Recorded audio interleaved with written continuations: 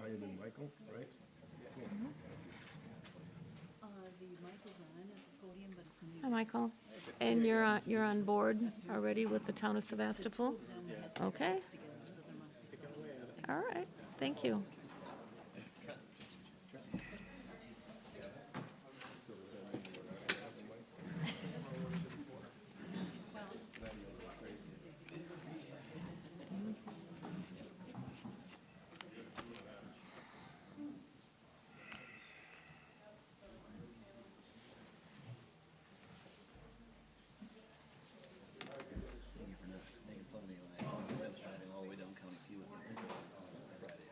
Oh. Does he know a shortcut that I don't know? Well, I wouldn't have passed you anyway, so there's too many deer around. I'm not a fan of passing this time of year. Oh, it doesn't go up. If you forget, it stays on, there's a little flashing light. Well, you discovered it when you got to the intersection. I started seeing like, oh yeah. Did you turn and then go up Walker? No, I went. Or did you go straight on Dunn? I took Dunn. Oh, okay. I'm afraid of the potholes on Walker. I haven't done that road yet. Even now tonight it's all gravel and I'm like, so. Are you on your bike tonight? No, I'm not, but I'm gonna avoid that road for. Yeah.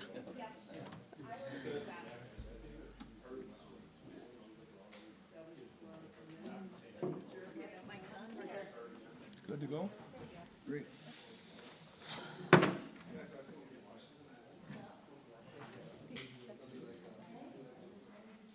No, Roger is back there. So we could have a public car in Feather if it doesn't go. Probably a bus.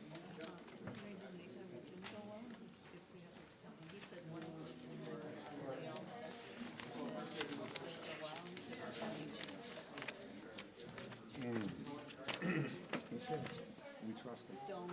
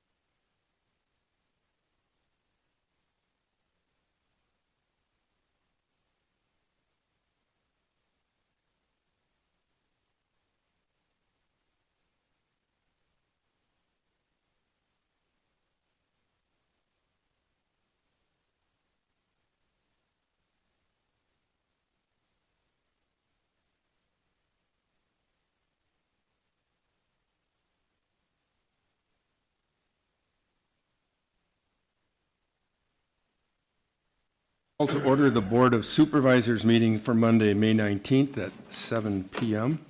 And please join me in the Pledge of Allegiance. I pledge allegiance to the flag of the United States of America and to the republic for which it stands, one nation, under God, indivisible, with liberty and justice for all. Thank you. Let's establish that we have a quorum. Amy?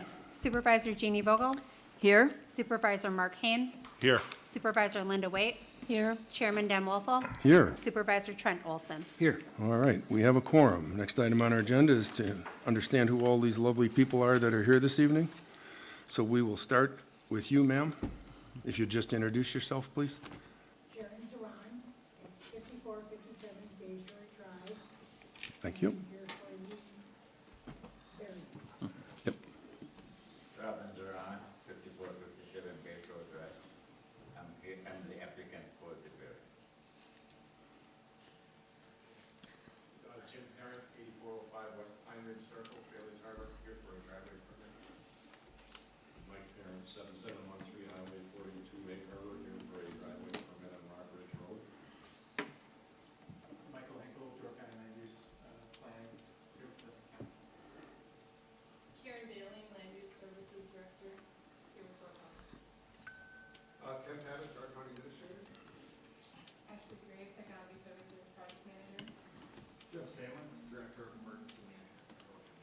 Gary? Gary Londo, Rudy Bay, just here. Cheryl Berga, 4485 Rock Ridge Road. And Tom Groka, 4485 Rock Ridge Road. He's District 14 County Board Supervisor. Gwen Grayboys, 5343 South Lake Road. Chris Ingram, 4559 Rock Ridge Road. Ken Ingram, 4559 Rock Ridge Road. Marty Gerber, 4541 Rock Ridge Road. Maureen Gilbert, 4570 Rock Ridge Road. Denise Herbert, 4570 Rock Ridge Road. Jeff Lopno, 4546 Rock Ridge. Well, welcome, especially to all the people from Rock Ridge Road. Is there anybody living over there now? I mean, actually in residence? All right. Just the Roberts. All right. Next item on our agenda is public participation. These are on non-agenda items. So if there's someone who would like to speak for a moment or two on a particular topic not on our agenda, now would be the time.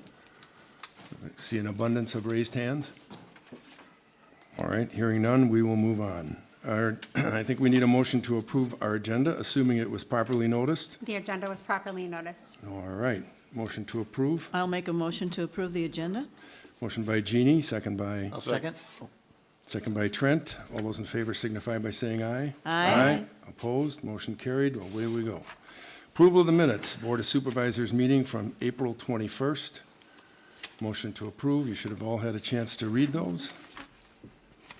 I'll make a motion to approve the minutes from the April 21st meeting.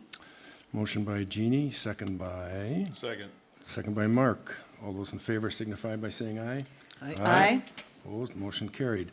Next item on our agenda is a presentation from the County of Door, representatives for the Communication Towers Project, Emergency Management Overview, and Land Use Services. And I think they introduced themselves, but Communications Tower Project would be Ashley, Emergency Management is Jeb, and Land Use Services would be Michael and Karen. And Ken's going to say he's doing it all. Do you want us to come up and address you, or do that, or? Mike on the podium, all set to go for you guys. No problem.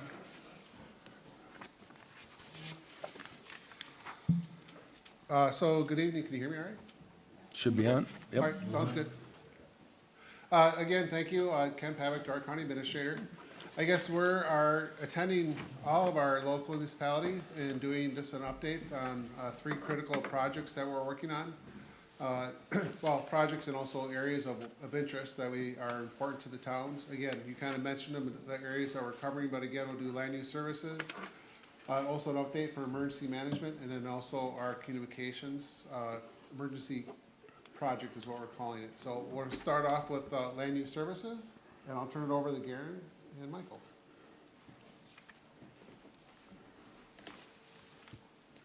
Good evening. First of all, thank you for having us tonight. Again, my name is Karen Bailing. I am the Land Use Services Director. With me tonight is Michael Hinkle. He's the code administrator that is assigned to the town of Sevastopol, and I'll let him introduce himself to you. Michael, so as Karen mentioned, I'm the code administrator assigned. Microphone, please. Yep. As Karen mentioned, I'm the code administrator assigned to the town of Sevastopol. So if you have any zoning questions or sanitary questions, you can send them my way. So first, I just wanted to briefly go over what our department does. Our department consists primarily of 3 different areas.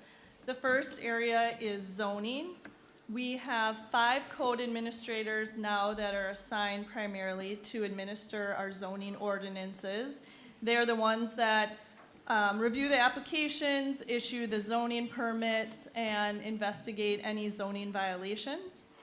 And then secondly, we have our sanitary program, or our POUTS program, our private on-site wastewater treatment systems. So those would be your mound systems and your holding tanks. We have 2 code administrators that primarily handle those, and they issue the permits for those systems. They also do all the inspections on those systems throughout the entire county. And then thirdly is planning. We have 1 planner in our department, and she's responsible for developing and implementing different plans throughout the county One plan she's working on right now is our Parks and Open Spaces Plan. The county updates that every 5 years, so that's going to be updated in 2026. Another plan she's working on, which Jeb will touch more on in a minute, is our hazard mitigation plan, and that's another one that we update every 5 years as well. Moving forward in our department, some of the goals that I have this year is to create some more efficiencies within our department and also prioritize working on addressing known zoning violations and coming up with a more systematic approach as we move forward with those. I also like to mention our website. So not only for the board, but also town residents, if you go to the Door County website under Land Use Services, we have a wealth of information there for everybody. All of our county zoning ordinances are listed on there, and a lot of different forms and worksheets to work you through different questions that you may have.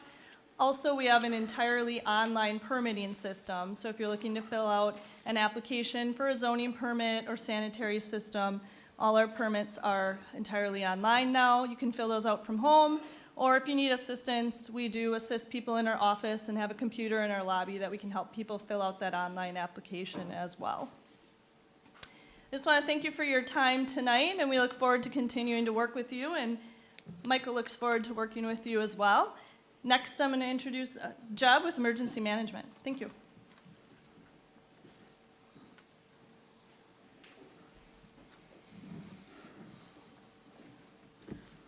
All right, thank you for having us. My name is Jeb Salins. I'm the Director of Emergency Management for Door County. One of the issues I wanted to talk with you about tonight was the flyer that I handed out to everyone. It's on our new emergency alerting system called Door County Ready. So we switched to this system starting September 1st of last year. So our previous system was called Code Red. One of the important things to know is that anyone who was on the old system is no longer, didn't get transferred over to the new system. So we're making a big push to make sure that all of our community members get on this new emergency notification system. So with that, they can receive weather alerts directly on their phone, email, text message. It's very convenient when this self-service works. So were you affected by the outage? We were slightly. So if you did have a Cellcom phone and you weren't hooked up to Wi-Fi, you did not receive the tornado watch on last week. So that was one of the issues. As for the county system is on Cellcom phones. So we had to do a little problem solving with our non-emergent line. That was out as well. 911 was still working, but the non-emergent dispatch line was out. So a lot of times our alarm companies will call us through that line. So we had to kind of call up each alarm company and give them a new number. But luckily we were able to get that fixed Friday and get that back up and running. So we were grateful to have that up and running so quickly. But it is one of the problems these days of relying solely on cell service. But it does expand our variety to get the message out to more people. Back in the day when we only had tornado sirens, that was a very limited geographical area in the county, and now we can expand that to a much larger group of people in the county.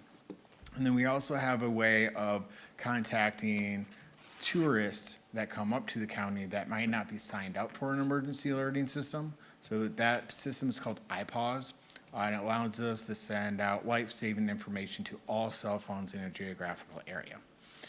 So we're really excited about that. It's definitely expanded our reach. We were able to test it out and send out real-life messages during the ice storm on Washington Island.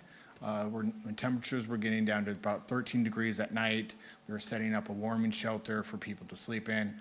We sent out 2 notifications island-wide, and it saved our responders a lot of door knocking and was very effective. So this will be one of our forever campaigns. So we will be talking about this every year So we encourage everyone to sign up with the flyer and the QR code that's on it, and then pass that along to a neighbor. Maybe one of the neighbors you look out for, that's on your block, that you shovel snow for. These are just good ways to get it out into the community.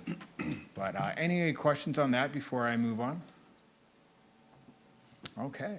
The second issue I wanted to talk about was our hazard mitigation plan. So you guys are covered underneath the county hazard mitigation plan. The county hazard mitigation plan is updated every 5 years. We do work with land use services to update that plan. The grant that we did get to update it was canceled as part of at the federal level. So we are currently looking at different options of how to fund that process, if FEMA are going to have the same requirements for that. So the hazard mitigation plan looks at all the hazards that we might face in the county and what hazards you face on a municipality level. And then what ways that we implement to mitigate those strategies. So it's a useful plan on looking forward on what municipalities are doing, what the county is doing to mitigate some of our disasters. Really good example is, let's say fire departments and community organizations getting generators for warming shelters. We've obviously seen in the last couple of years that is a need. So those are good examples of projects we would put in the hazard mitigation plan. So right now there's a little bit more questions and answers with that plan, but as we go forward, we'll keep you updated on where that plan stands, and if we do go forward with it, we would love to have your participation in it. And then the final issue I wanted to talk about tonight was developing an emergency operation plan and having a local emergency manager. You guys are already several steps ahead of most municipalities on that question. I worked with Trent last year to develop your guys' emergency operation plan. So to that, I would just say make sure that it's still updated, that you still have the good contacts to call in the middle of the night. But you guys are much more further ahead than most. And then I would just say, as you look at updating those contacts, make sure that that local emergency manager is still the right person. I always say, it should be someone who can make financial decisions, declare an emergency, and has good local working knowledge of the local areas. So with that, that is all I have. If you have any questions, I'd be happy to take them.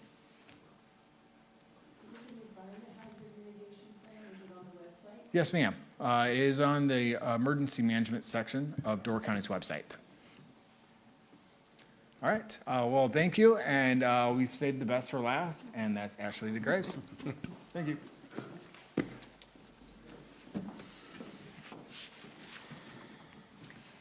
Thank you all for having us. As we've mentioned, my name is Ashley DeGrave. I'm the Technology Services Project Manager. I'm going to go over the Public Safety Upgrade Project. It's our Towers Communication Project. Before I get to the handout there that I've given to you guys, I'll go over a little bit of a background to kind of explain how we got to where we are today.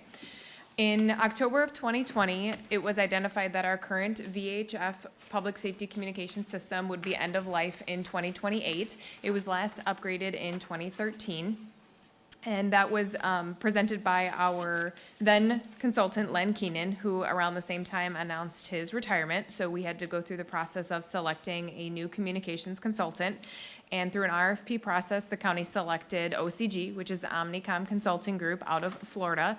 And they have worked with us and will continue to work with us throughout the entire planning process. And they've helped us develop the plan there in front of you. Along with them, it was done with our CATS committee, which is our Communications Advisory Technical Subcommittee. That's a committee that's comprised of all vested members in public safety. So we have sheriff, EMS, fire, dispatch, emergency management, all people to help us build the best communication system we can going forward. So they've reviewed this and will continue to review it and then make the recommendations to forward on to committees for approval. So the first part of the process was to select the system that they wanted to go with, and they selected what's called a P25 APCO 7800 800 megahertz system. So what that means is a P25 APCO system. It's a certified public safety system. APCO is a nationwide organization that sets the public safety standards to make sure that these systems are operating the best that they can in those mission critical types of events. So we'll be selecting a system and a vendor that adheres to all of those standards. Then the next part of that is 800 megahertz. That's strictly just the frequency that it's going to dispatch on. There are dedicated bands within that frequency that are dedicated specifically for public safety, which is better than the VHF system. There wasn't a lot of regulations with the FCC as far as those frequencies go, so there's a lot more noise and interference. So these bands are dedicated, some of those bands are dedicated specifically for public safety. So the plan design that you see there in front of you is representing our portable outdoor coverage. That's the typical standard that we run as a metric because it's typically the harder coverage with the radio being on your hip and could be blocked by your body. Things as simple as relocating a radio from a hip to your shoulder or coverage in a vehicle that's going to have better antennas will be enhanced from that. So the typical public safety standard would be a 95% coverage per county. That's just the standard that they shoot for. Our CATS committee Public Safety has identified those red boxed areas on the map there. Those are areas that they're identifying currently in our system as problem areas. So in order to make sure that those areas were covered in our new system, the CATS committee has chosen to go with a 95% per municipality coverage instead of per county as a whole, which brings us to just under 98% for the county as a whole. And what that design looks like there in front of you would be taking our existing infrastructure of towers, and then we would be adding 8 new sites. 6 of those sites would be co-locates, so towers that already exist within the county, and then 6 of those would be new builds. Those new builds would be in a partnership with Ensight's sister company, Vertical Bridge. The county would buy the land, and then Vertical Bridge will build, own, and maintain those sites going forward, and we'll have the ability to utilize space on those sites. But we won't have to maintain the towers going forward. So then the second attachment that you have there is the radio costs, and you guys are a little bit different because you have your own EMR group, but then you use Sturgeon Bay Fire for that service. So I have both of those listed there. Obviously, the municipality would be responsible for sure for the EMR part of it and the radios that they have, but then I don't know what would work out with Sturgeon Bay Fire if they would try to pass some of those costs on to you, but that's just so you have a representation of what that looks like. So there's 2 costs there. There's a high and a mid-tier radio. We're just showing those to represent what the difference is. The CATS committee has determined that the mid-tier radios will be sufficient for our needs, that the added cost for features on those high-tier radios that we likely wouldn't be using anyhow just isn't worth that. So any costing that comes from the county will be based off of those mid-tier radios. So at this point, the county board has not made a final determination on what percentage of that costing will be covered. We're hoping in the next month or 2 to take those proposals forward to them, and then we'll be able to send you a formal letter at that point letting you know what that looks like. But again, everything will be based off of that mid-tier pricing. We're also exploring the opportunity for whatever portion would be at the municipal level of doing a repayment plan, that the county would bond for the whole portion and then allow the municipalities an opportunity to pay that over X number of years to make it a little bit easier. We will also continue to look for any grant opportunities, both at the county level and at the municipal level, and we'll pass all of that information on as soon as we get it. And then the last piece of the funding part of it will be, that we're looking to make a determination on, will be subscriber fees. This is a more enhanced system and costs more to maintain yearly, so we're looking at what the annual cost per radio would be for that. That will go along with the presentation for the cost of the radios with the subscriber fees. So again, we'll hopefully be able to have that determination in the next couple of months that we can send you the exact numbers on that. So that's what I have on that. Any questions? I have only 12 questions. Yeah, perfect. Can't wait. Probably they all have the same one. Let me back up if I can to the Sturgeon Bay line. Are you saying that Sturgeon Bay Fire Department, because of the number of employees there, they need 48 radios, and because they cover us, you would guess, anticipate, or think they might be asking us for money for the radios? It probably, I mean, I don't know what kind of contract you guys have with them or how often that's I mean, negotiated. they but- need the radios themselves or not? Correct, they would need those radios for their Okay. service, right? So I don't know if that would be something that they would look at passing on, or if they would just absorb it. But I wanted you guys to have that representation of, because you don't have your own fire department, that's what it costs for theirs. No, but for $450,000 plus what we pay them, I think I could get one. Very nice Well, fire department. you'd be at the lower one, 337, so. Okay. Town payback over X number of years. Mm-hmm. I mean, that sounds like a good plan. The only piece I wonder about is we probably need to figure out some way to borrow that so that we could turn around and put it on our tax bill versus just carrying that as part of our normal budget cycle. Because that could, with our broadband commitment and a few other things, that could roll up to be a few dollars. Yeah, so again, what we're intending on doing is, well, two options. One is the initial proposal that we're bringing forward is to cover half that cost by the county itself.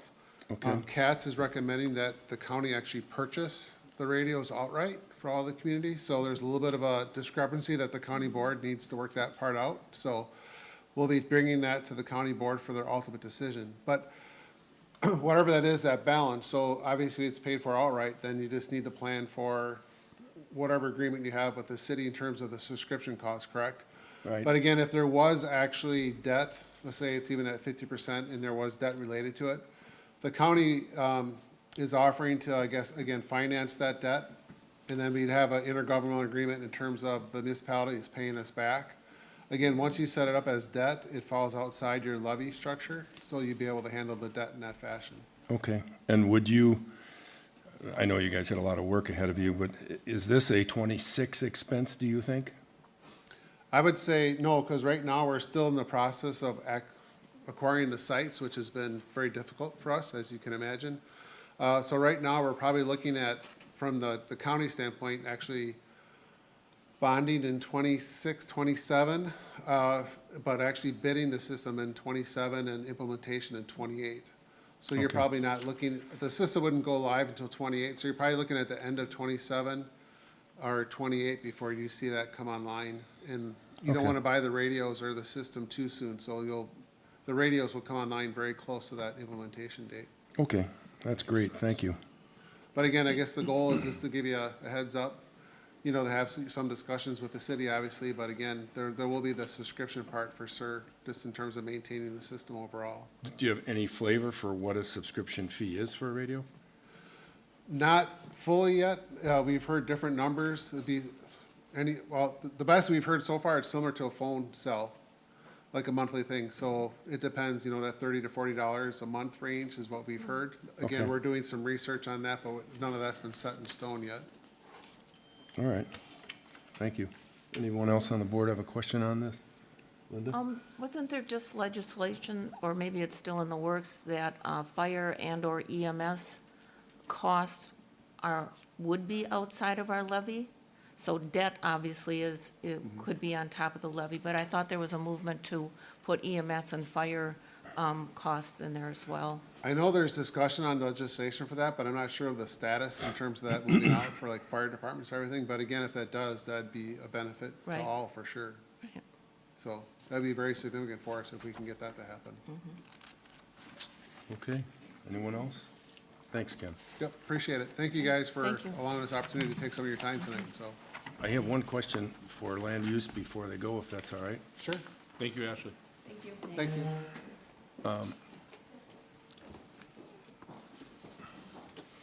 Just, I guess I'd like, I know your background, so I'm hopeful that enforcement of things that have slipped through the cracks will be part of your new routine? That is the goal this year, for sure. Okay. Yes. And is there some tracking mechanism that will tell us that this laundry list of conditional use, et cetera, that's still outstanding is being worked in any timeline? On conditional use permits or on violations? Yes. So all our violations that are known violations, we've been able to enter into our software system recently so that we have a way to track their status Okay. as we progress through them now. So Okay. yes, we have a way to track them now. Okay, so I don't mean to be, there's been a lot of gaps here, but, so I could pick up the phone and say, I'd like you to tell me where we stand with whatever, and you could tell me it's in progress, working, whatever. Yes. Okay, that would be great. And the second thing, and I've heard this, I've been around too long at the town, I apologize. But I've heard from a number of people over the years, the need to have a priority process. I'll give you an example. Someone has a lot, and they decide to go in and they clear cut it on the water. And by the time that they've got somebody from land use services out there, all we have are stumps. So to me, there should be some vehicle where a concerned citizen can engage someone at land use services that responds.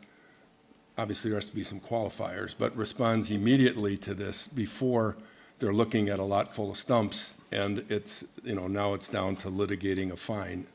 And this has happened on more than a couple occasions, and not only in our town. I've heard from friends of mine who live in other communities that have had similar situations. So I just bring it up as kind of one of those things that maybe you can figure out a process that if someone calls in and says, look, I really have an issue here, that you can step up. I know you have regular travel days, but it might be inappropriate, it might be appropriate to make a call and, go and address it. Similar thing we do with our fire department or works force.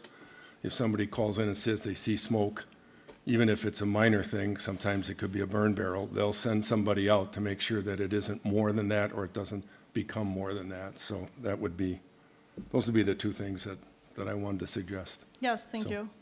That's definitely worth looking into, implementing something like that. Thank you. Okay. Anyone else? Thank you. Thank you. Thanks. All right. Thank you, Ken, and your group.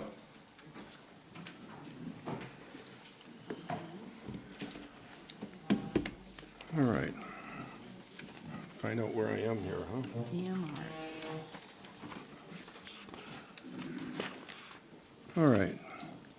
Going back to our primary agenda, the next item of business is discussion on the EMR amendments, the 2024 bylaws, and also headcount for EMRs. And we did receive from Trent on Thursday or Friday revised suggested bylaws that I'd like to go through. And trying to get myself on the same page here. Okay. Let's start, make life simple. We sent a list of suggestions, Trent, regarding additions to bylaws and/or amendments. And without going through all the detail right now on the bylaw changes, I did notice that some of the crew chief and/or committee chair things were added to the bylaws or clarified, but there remains a number that have not. Can you tell me the status or progress of those items? I guess so. Which ones were not? Maintain an accurate roster for insurance purposes. Identify those who are home-based. We have no idea who's home-based versus shared. And now, when you say home-based, do you mean, what do you mean by home-based? Those are the individuals that we pay for their workers' comp and liability coverage. They don't belong to the Egg Harbor and also belong to us. Their home base is Egg Harbor, their home base is Jacksonport. Gotcha. So of the list of 21 that we have here, I don't have a clue who belongs to the town. Obviously, all the EMRs, not all, but many of the EMRs belong to different groups. For example, Grant Estes belongs to the Jacksonport Fire Department, but he's our EMR. But he's getting equipment from who? Ashley, she talked about, excuse me, not Ashley, Whitney, talked about the fact that she didn't have any equipment, not that she asked us for it, but I'd like to know who's supplying the equipment. If she's a home-based Sevastopol EMR, then we would continue to pay for their workers' comp coverage as well as their liability. We've asked that a number of times, and I believe Ashley understands that because she's had that conversation with Aaron LeClaire, and the number of home-based, if you recall from that meeting a month ago, was 6 at one point in time. And here I have 21, of which I don't have a problem paying, but I'd like to know who, because last year we paid for 21 or 22 and had 6. We got reimbursed for 6. We got reimbursed for 6, which the county does for us. So I need to understand the home base, that's versus that. Then the next item on that list, payroll, I think you've covered in your meeting. Accuracy has to be verified by the crew chief and then approved by you. Yes, that's right. So if somebody turns in something that we're not familiar with, you'll need to clarify it with Amy. Yep. I did see that the new role of the EMR is to take care of the paperwork, but I think we specifically should put in there so they understand that until they're an official EMR on our payroll, we won't pay them. Again, I have no issue paying them, but we've had situations where people are taking calls and they haven't submitted any paperwork. We don't have them on our insurance. I don't think it's appropriate, as any business would, then to pay for the calls that they're taking. Number 4 is maintain an inventory of radios, pagers, and defibrillators by employee name and serial number and age of the equipment. Yeah, and that is in process. So Ashley Okay. has started that inventory. She's reached out to each individual EMR to find out what radio they have, if they can get a serial number off of it, if it's possible to get a date off of that. Great. So that is moving. Okay, and then as part of that, we'd like to know who gave them that radio? Who gave them that pager, right? Okay. So, Oh, as far as what municipality? right, Gotcha, yeah, so yeah. like Ashley And said. that is part of it, I'm sorry. yeah, Okay, so yes. they're gonna pick that up, because otherwise we have no idea who, again, we have no problem giving them a radio. They don't need 2, obviously, but at the same time, we need to understand who's providing it and what they're either need or they don't need. New equipment or replacement equipment orders approved by you and placed through the town treasurer, clerk treasurer. I don't believe that the crew chief should be ordering anything unless it goes through the town office. Yep, and yeah, we have that in the bylaws now. I didn't see it to that point. I might find it in there, but, Okay. and the last one on the subset is copies of EMR liability insurance coverage should be provided annually to the town. So maybe when they have their organizational meeting, they can drop off a copy of their coverage so that we know that they have the basic coverage on their vehicle. Sure. So if you want to add those, refine them, add those to your bylaws, the things that we're missing, that would be greatly appreciated. Yeah, will do. And that would take care of that. Okay. As far as the bylaws go, given that we established that the May 24 bylaws were in effect, and I'll put this up to the town board, there's a question here as to whether or not the current crew chief was elected, because we didn't have a quorum, and we also allowed proxy voting, which is not allowed. And to my way of thinking, and I'll wait for the rest of the board to chime in here, in order to follow proper procedure, I think a revote should be taken. I'm not expecting a new candidate to appear, but from a legality standpoint and following Robert's Rules of Order, I think that they think that should happen. And I'll ask anyone else on the board if they have a feeling with that, agreement or disagreement. So, comments from anyone? I agree that there should be a revote. Well, so as part of that, at no point in 2024 was there an EMR meeting that would have constituted a quorum. So based on that, none of the EMRs would have been at a meeting that constituted a quorum, so none of them would have been able to vote at a meeting this year that has a quorum. So the way we looked at it was, let's find the right people moving forward, let's get the EMR group together and make the decision to see what we can do. So we did have 2 meetings with quorum this year. The first one had a vote that we ended up redoing a month later.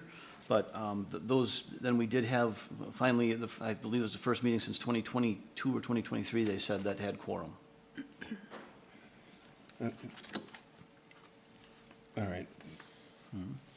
As I understand it, and I'm just going from a document I asked Amy to give me, my understanding is that they had meetings last year, and the minutes were given to you, but you didn't give the minutes to Amy until the end of the year, if that's correct? No. Oh, okay. I'm just reading off of her notes. The secretary or minute taker of the 2024 EMRs stated that that's how it was done.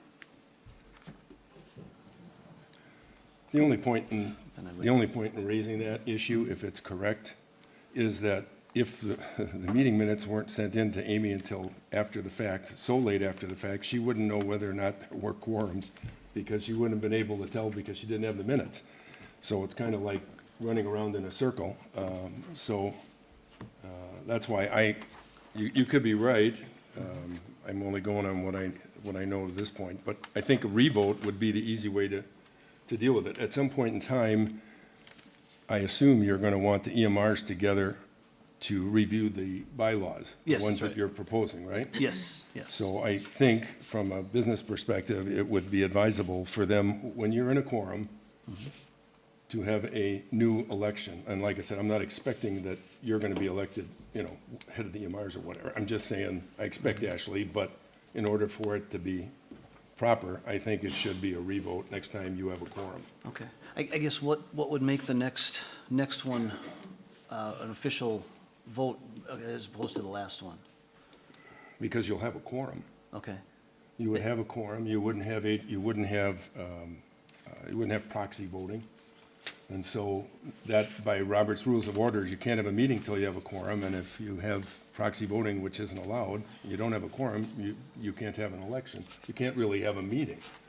So I think if you have your agency meeting following Robert's Rules of Order, you have a revote and you make it official. It's not to say that that individual isn't going to act in that capacity in the interim, but I believe it's the right course of action to take.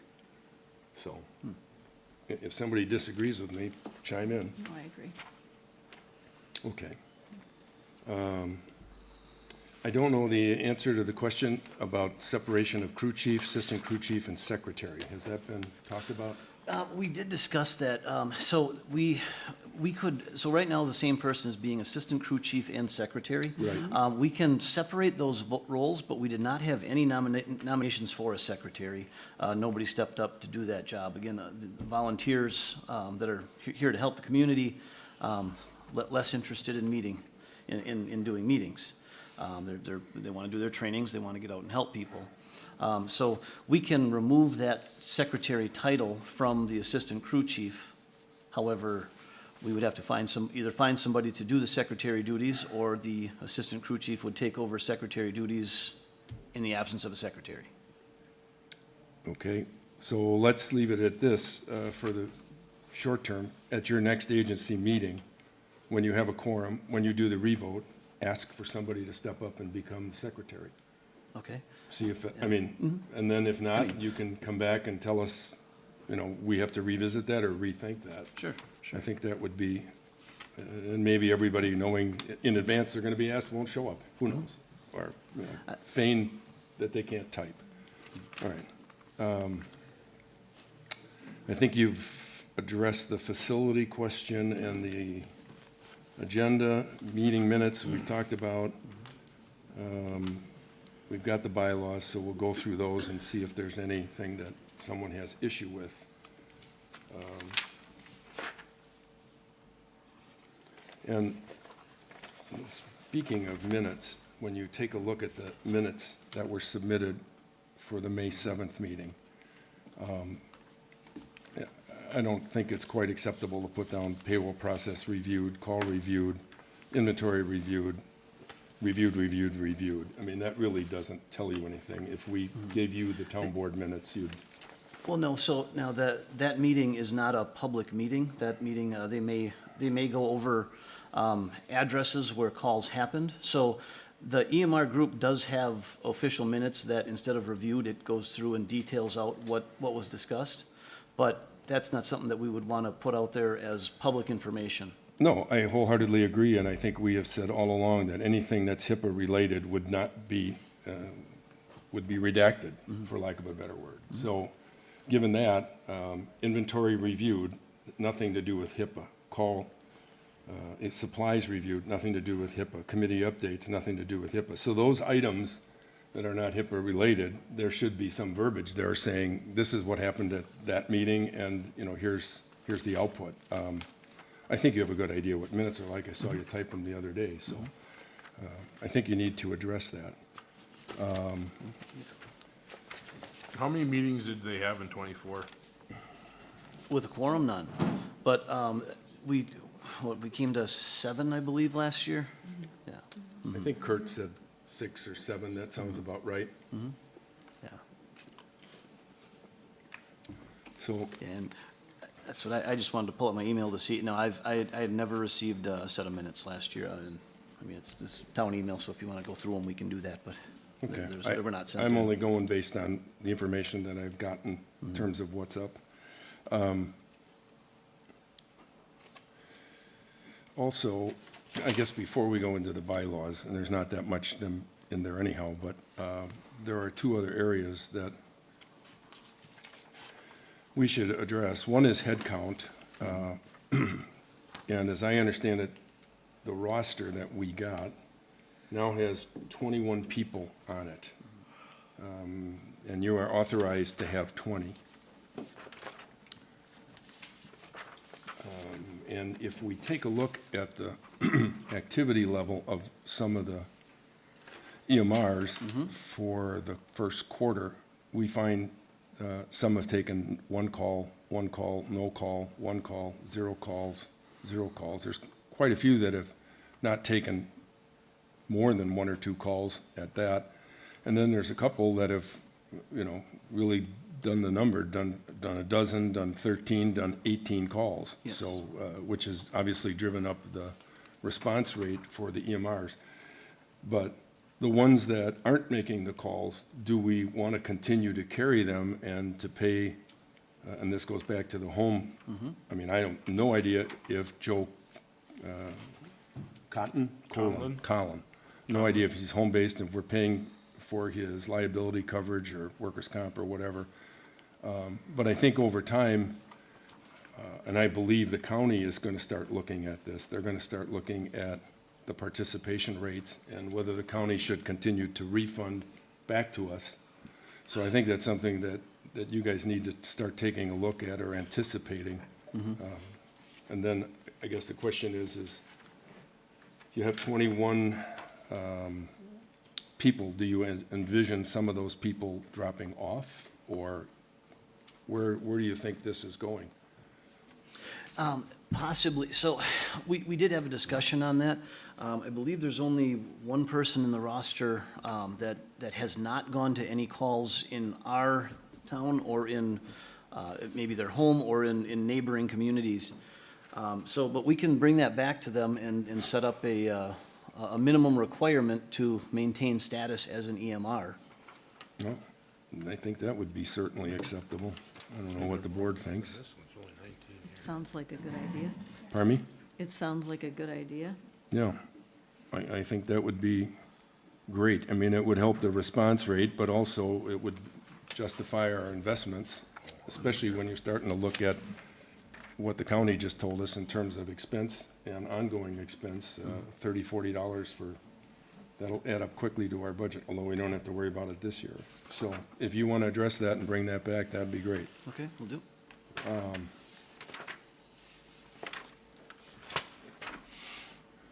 And let's just talk about the changes you had in the EMR bylaws.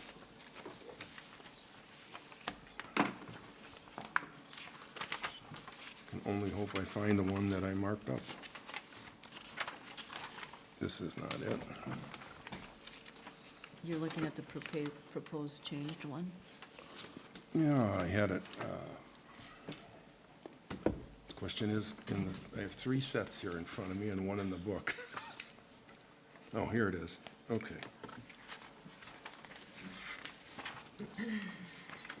All right, sorry, too many copies laying around. All right, I have my copy that I marked up, so I have some idea where I'm tracking here on page 3 of the revised bylaws that you sent. I'll let the board chime in, but as I look at the first, as I understand this, the yellows are the ones that have been changed or tweaked. Yes, And that's as right. I look at the first section under all members must complete state that's recognized, et cetera, I am fine with that. If somebody on the board has an issue or a suggestion, feel free to chime in here so we don't belabor this, but reach some agreement level. Also, the next bullet down where it says emergency responders, not at all, not having illness or disability, I'm good with that. I have Pardon me? you want us to chime in as we go through this? Yep, please do. So if Okay, you I have would just, something. I mean, in the first paragraph, it is now EMRs, so you could just say patients or other EMRs. You don't have to say emergency what it was. responders. Just be consistent. Or are you Other talking about emergency, somebody else? yes, it could be other emergency responders such as emergency EMS from Door County okay. or anything like that, so. All Yeah, right. you could have Yep. paramedic in there. Right. Yeah, Okay. yep. Okay. Anybody else have a comment on all members must under qualifications? I have 1, 2, 3, 4, 5, 6, the seventh bullet down. Are we missing a word in there? Notify crew chief if problems, medical problems, is it problems or medical problems occur? Is there a Oh, I word think you're right, missing? extra word. Yeah. Yep, Or cross out problems. One problem. The first problem, yep, first one. Okay. Okay. Good. Okay, personal conduct, all members, anyone have any comments with respect to that? I have none.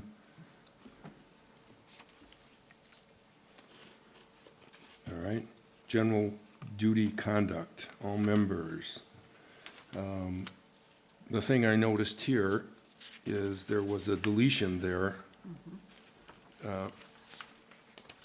And the deletion was, will attend monthly meetings on a regular basis. Yep. I don't know, I guess maybe I'm too old school. I don't know how they communicate to one another if they never get together.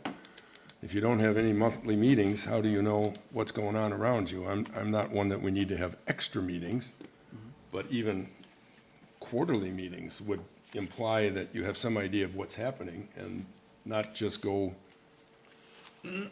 what, once or twice a year? Yep, so that's what we put in the page 4, the agency and meetings and training sessions, that we would have minimum 2 where all the entire agency gets together with a quorum.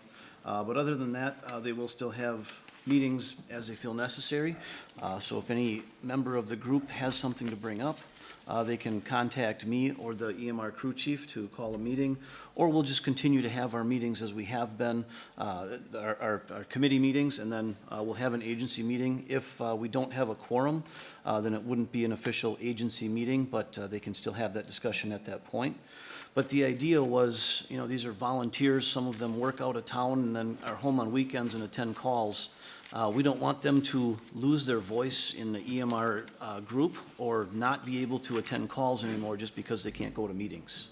Well, you know, I looked at the, to your point here, John Stavinus is only home on weekends. He's taken a ton of calls. Yeah. Maybe more of our people should live away. It's not a relevant point, but I was surprised by the number. Okay, so you put that into agency meetings and training sessions? Yes, sir, on page 4. Okay. Does anyone have any changes other than that comment under general duty conduct? Hearing none, okay. Under equipment, decision of the crew chief and other officers to assign equipment to members. All right, I'm fine with that. Yeah, really, that was just in case somebody accidentally drops a radio, or they're gonna be Right. it's, yeah, intentional misuse. Yep. Regular training sessions, remain current and proficient, agency meetings and training sessions.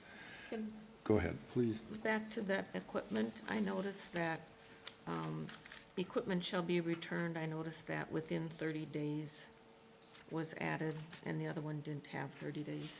Probably neither here nor there, but. Oh, just to have some kind of a timeline on it, yeah. Okay. Yep. Timeline's good. Okay. Agency meetings and training sessions are not open to the public. Members are informed 3 days in advance of business meetings. Business meetings will be held on a minimum twice per calendar year to address the business of the agency. The following must be met for business meeting conduct. How do you envision communicating to these guys other than once every 6 months? What is the process, if there is one? Oh, they'll still have their agency meetings and training sessions. It wouldn't require a quorum Okay. to vote for, to vote or anything like that. They'll still have their agency meetings and training sessions. So when they have an agency meeting or training session, we will get a recap of what's happening there? Yes, yep, they keep minutes on And those. they will give us how many bodies? Number- The attendees, yep, Yeah, yep. sorry. Yeah, it would be just a normal minutes. All right. Yep, just like you said, it won't have any HIPAA information in it. Okay, that's fine. Dan, can I ask a question? Sure. Since we pay them quarterly, how do they expect to get the signatures if they only have meetings twice a year? Oh, good question. So again, they're gonna have agency meetings and training sessions. So at any point, they'll be able to do that. It just won't be a regular business meeting. So, yeah. No. Yep. Ashley was signing them before, or They were having them being signed before. before they were filled Before in? they were filled out. So that's And not, then she would sign them No, that's not No, that was acceptable. no. prior. That was last year, prior to Prior. Ashley, yes, yes. Okay. So you're comfortable with the process they're gonna implement, but we don't know about frequency? Correct. Sure. So the way that it works now is anyone who chimes into a call punches in on Right. basically an app. So Ashley reviews who punched into that app, and then there's a record of it because they'll check in to say they're going, they check in to say they got there. So she'll have kind of that as a backup to say it says that you attended these 6 calls, and they go through and make sure that they didn't need to attend those calls. You So- can't just punch in and say I went to that call and then get paid for it. It won't allow you to do that. Okay, so since we pay them quarterly, then the responsibility is gonna fall back on her or yourself or Whitney to go back to the people that haven't attended a training session to get their pay stub filled out Yep. and completed, That's right. Yes. okay? Yes, no, indifferent? That's fine with me. But a different question then is, if they have a meeting, doesn't the meeting have to have a quorum in order for it to happen because they're considered a governmental agency? Robert's Rules of Order. And that's where that's why I believe when the attorney helped us with that resolution, that they're an agency and not a committee, because the committee would have to have that. The agency is capable of operating like that. This would be the same thing now. So if we had a call and all the EMRs went, well, that would be considered an open meeting because they went there. So really, no, because this is an agency, they don't have to follow that type of a rule. Okay.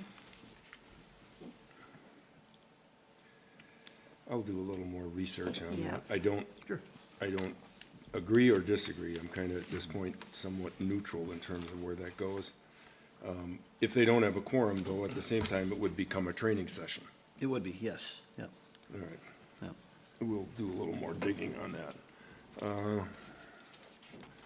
Recording secretary, let's see, training session. All right, I think minutes cannot contain HIPAA stuff. We've already talked about that, so that's all right.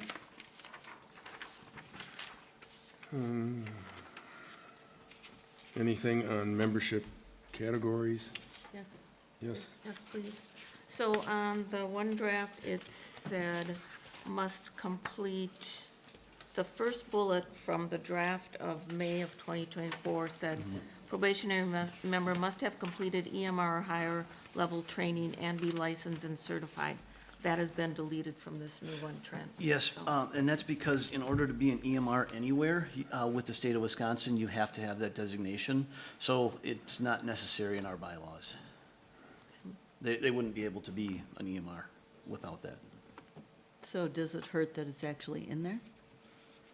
No, I mean, it's- for it does, clar- but it would be just for redundant. yes, Yeah. but sometimes redundancy is not a bad thing. That's fine. Okay. If it's stated elsewhere, then. Okay. Anything else there? Regular voting members, license, we have that. All right. Selection of new members, this changed quite a bit. New member applications submitted to the committee for review and approval, whereas before you had interview sessions, you had quite an extensive process. What's the headset there, or change? And all that was because that all goes back to that resolution 06 TB from the town of Sevastopol, and that says that the committee is responsible for hiring the new members. Now, Go ahead. so interviews still take place with the crew chief, and the agency does still have that discussion, but all the paperwork and everything comes to the EMR committee, which would be me and the crew chief. And then we make sure that all their paperwork's in line. And I did miss on page 5, they're highlighting new applicants will fill out an application and the necessary tax documentation required by the town. So that is included in there.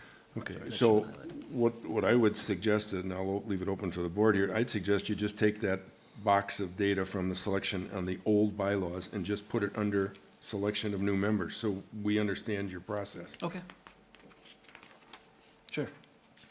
There's nothing different, just delineated. Okay. Then I have, So you're saying add the bullet points yeah, that the are in the bullet points old- just yeah. underneath, because there's still, what Yeah. Trent is saying is all of this occurs, Yeah. then we might as well have Again, it it's defined. it's clarification, so Right. more so that we understand. Yep, okay. Executive officer position and duties. I don't know if that's quite right, executive officer, but crew chief, would that not be? These are all crew chief requirements, right? Yep, yes, for that first one would be the crew chief, and then it goes through basically all the elected officers. So in the prior version, it said officers, but then there was reference to an executive board, and there really wasn't, it didn't define it at all. So I put it as executive officer positions because that's who the agency is electing to run to run the agency. Okay, I have a question on the first. please. On the first bullet, attend EMS meetings, so emergency management services meetings? Yes. County? Yep, They're they attend required to? county meetings, Okay, yes. good. Yep. Do you want to put on there at the county level, just so it clarifies that? County EMS meetings. Sure. County. You can add county, yep. Training coordination, call of the meeting, executive,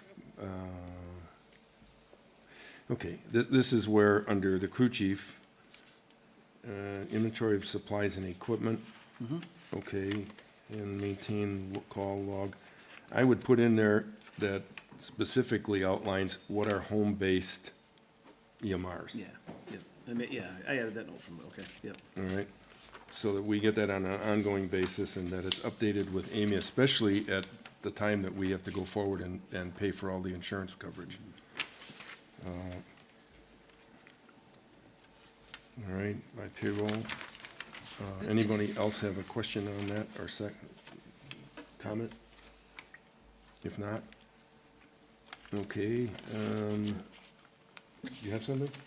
Well, you know how I am with grammar. That's fine, have all the grammar you'd On the like. top of page 6, so the second, the first bullet, assistant crew chief. Oh, Assist assist, yes. chief. Assist crew chief with upkeep. Oh, gotcha, add crew there, Assist, okay. yeah, and Yep. the next 2 down, so 3, just add crew in there. Gotcha. Otherwise, we don't know which chief we're talking about. I see, yep, it could be police chief, I fire don't chief. think it there's could be. enough. I get you, yep, There's I not enough understand. Indians, that's part of the problem. Requested agency record, okay. Election of officers, 14 days, I think I was okay with. Responsibility executive officers to operate with the allotted budget. Purchases are discussed and approved by the committee, and this I want specifically laid out. All invoices submitted to the town clerk. There shouldn't be any invoices submitted to the town clerk because she'll order what needs to be done, and therefore she'll have the invoices. Now, so some Right. stuff, it has to be ordered through medical websites that you have to have a state licensure to obtain. Okay. Will So work that out, have Ashley work that out with Amy. So can you address that requirement? Yes. Okay, just Okay. have her work it out with her, whatever Yeah. verbiage she Yeah. wants in here, so that the gist of it is, and, unless there's that issue, she'll make the equipment purchases, she'll have the invoices, and she'll have better budgetary responsibility. All right. I do want to point, and the one issue that we'll run into is you can get pretty good discounts on these websites. The thing we don't want to start doing is going away from the state-sponsored websites for medical supplies and just getting them off of Amazon, because then we might miss recall information and that kind of thing. So we want to make sure that we're buying from the right locations. I So, yep. wholeheartedly agree. Yep. There's Okay. no issue there, I don't think, with anybody. Suspension of discipline of members. Any comments? Okay, I think there was a part that we removed from there, and that was on, we would offer counseling, and that was. that was so wide open, that was scary. Yes, exactly, yep, yeah, that was something Ashley brought up, that could be like kind of an open checkbook, so we wanted that removed, yeah. Good. Yep. That was a catch from last time, forgot. Mm-hmm. All right, Exactly. I think that's everything that I had. I don't know if anyone else has something on their documents. Mark, anything? No, I think I'm pretty good for now. Jeannie? Under the disciplinary action and your probationary, Yep. page Okay. 7, the probationary period is highlighted. How is that implied? How's it, I'm sorry, what's that, can you say it again? Or how is it implied? Disciplinary that was action added, or- during you added the word, you added probationary period, so how does that, Yep. how's that applied? And really, they go back to becoming a probationary member, so it's like being a new member of the group with the rights under the membership categories of probationary member on page 5. So you're saying Is that it- you would downgrade the EMR or put them in a probationary status until they've cleaned up their act, for lack of a better word? That's what Yeah, you're saying? if that's what Okay. yeah, yep. Please delineate that then. Okay. Put some verbiage that explains that better. Period. Okay, yep. All right. So Jeannie, otherwise you're good? Yep. Okay, I'm good. Linda? You had mentioned 21 Oh, I'm sorry. EMRs, and I keep counting 19. There's on our There's a list. packet, there's 2 more on there. There's 2 more on the bottom that were handwritten in. Oh, and not I on just mine. get it. Nathan, Okay. Nathan Doust and Cheryl Feaster. yeah. Got it, Nathan- thank you. Yeah, sorry. There's one too many copies of the bylaws I and didn't other have that things. either. All right, Now, so, go ahead. so I was gonna say, so one of those, Nathan Doust, he's a police officer. I believe actually now he does do fire only. So he's one who does not turn in time. He does not want to be paid for attending EMR calls, but he does still go to calls. So is that, I guess, would he be looked at as somebody who doesn't attend calls because he's not reporting his calls to be paid? No, not necessarily.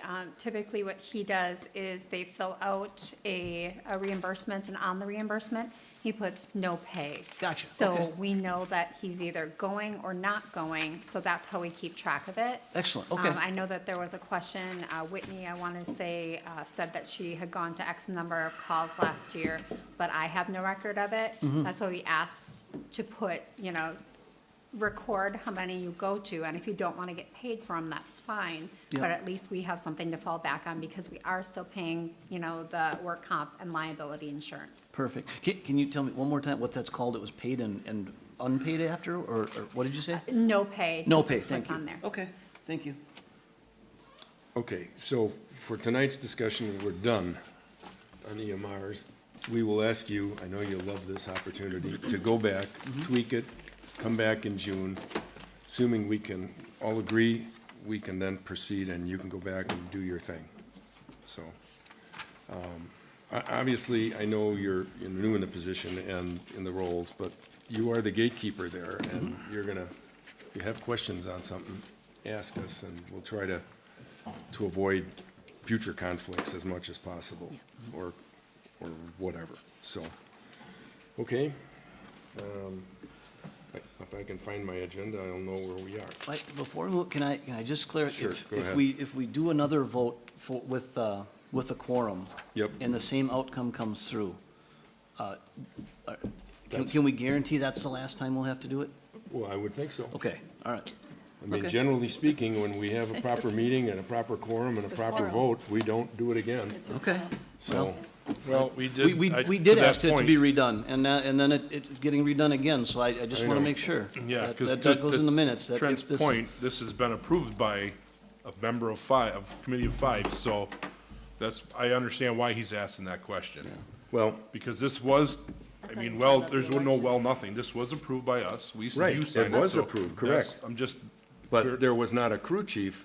Right. At that time, it was Kurt. So when you have the, that's fine. But I'm just saying, that's why he needs to ask these questions, to see what's gonna happen every year when we decide to bring it back up.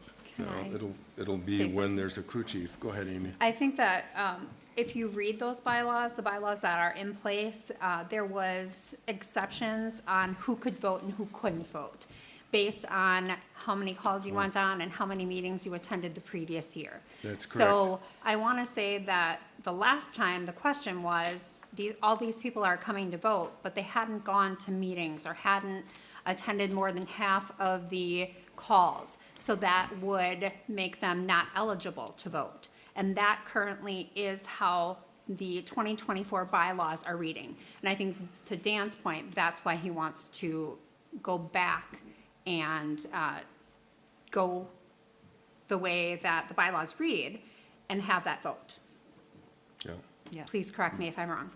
No, you're right. I had forgotten about the fact that we had that situation in the bylaws, so it's nothing more, I know it's redundant from your perspective, but it's nothing more than to correct something that should have been corrected, just like a few months ago when we did the settlement on the pool, the swimming pool, and we covered it 6 ways from Sunday, but we forgot to make it public, and therefore we had to cover it the following month and say, we had settled this issue, so similar situation.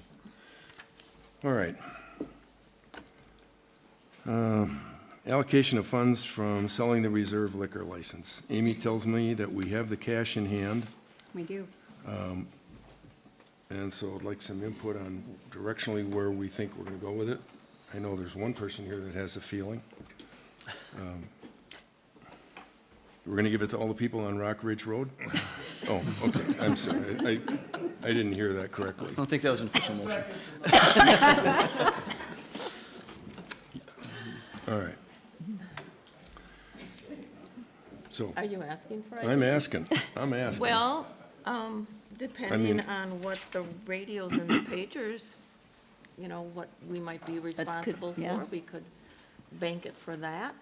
The concession stand has already started a little bit of tear down on the inside. I could see banking some for that. We could spend it very easily. Oh, yeah, Okay. plus 100. I mean, I don't disagree with you. I think the concession stand, we should earmark some funds out of that for the concession stand. Excuse me, as part of our broadband, we're going to have an internet drop there. And I mentioned this at the park meeting and others. I want to put a camera or two in the park. I should have had an estimate today so I could at least outline that, but I don't. We do have some money in the broadband fund. Did we park some aside from that Well, yet? we had put 75,000 in at one time. It's still sitting there. Now I think it's at 80 or so, isn't it, Amy? I believe you're Yeah, right. Is it? it's around Okay. 80,000, so All right. I don't know, I don't have any idea how much the cameras would What be those for are, park, um, but, Go ahead. In what I showed you, what we have, and then what our prospective bills are going to be. That on the chart? 75 is worked in there. It is? Yes. Okay. I have that. There was so much on the agenda, I didn't bring it forward tonight, but I've laid out all the payment streams and when we have to borrow funds to cover it. So forget the 75, it's already in the numbers. oh, you used it. No, but it's in the, it's will in the be. calculations. It will be. That's what It's in I'm the saying. calculations to be used. Okay, I for thought the- you were going to keep that aside for the cameras, but, okay. I think the treasurer side of the clerk decided to abscond with it. She's Who knew? moved it. I worked it into Okay. what we need. So, I guess another way we could do is we could just put this aside and once we get a better handle on the concession stand, then figure out what that is of the, if you agree, and then figure out what we want to do with the rest, where we want to earmark it.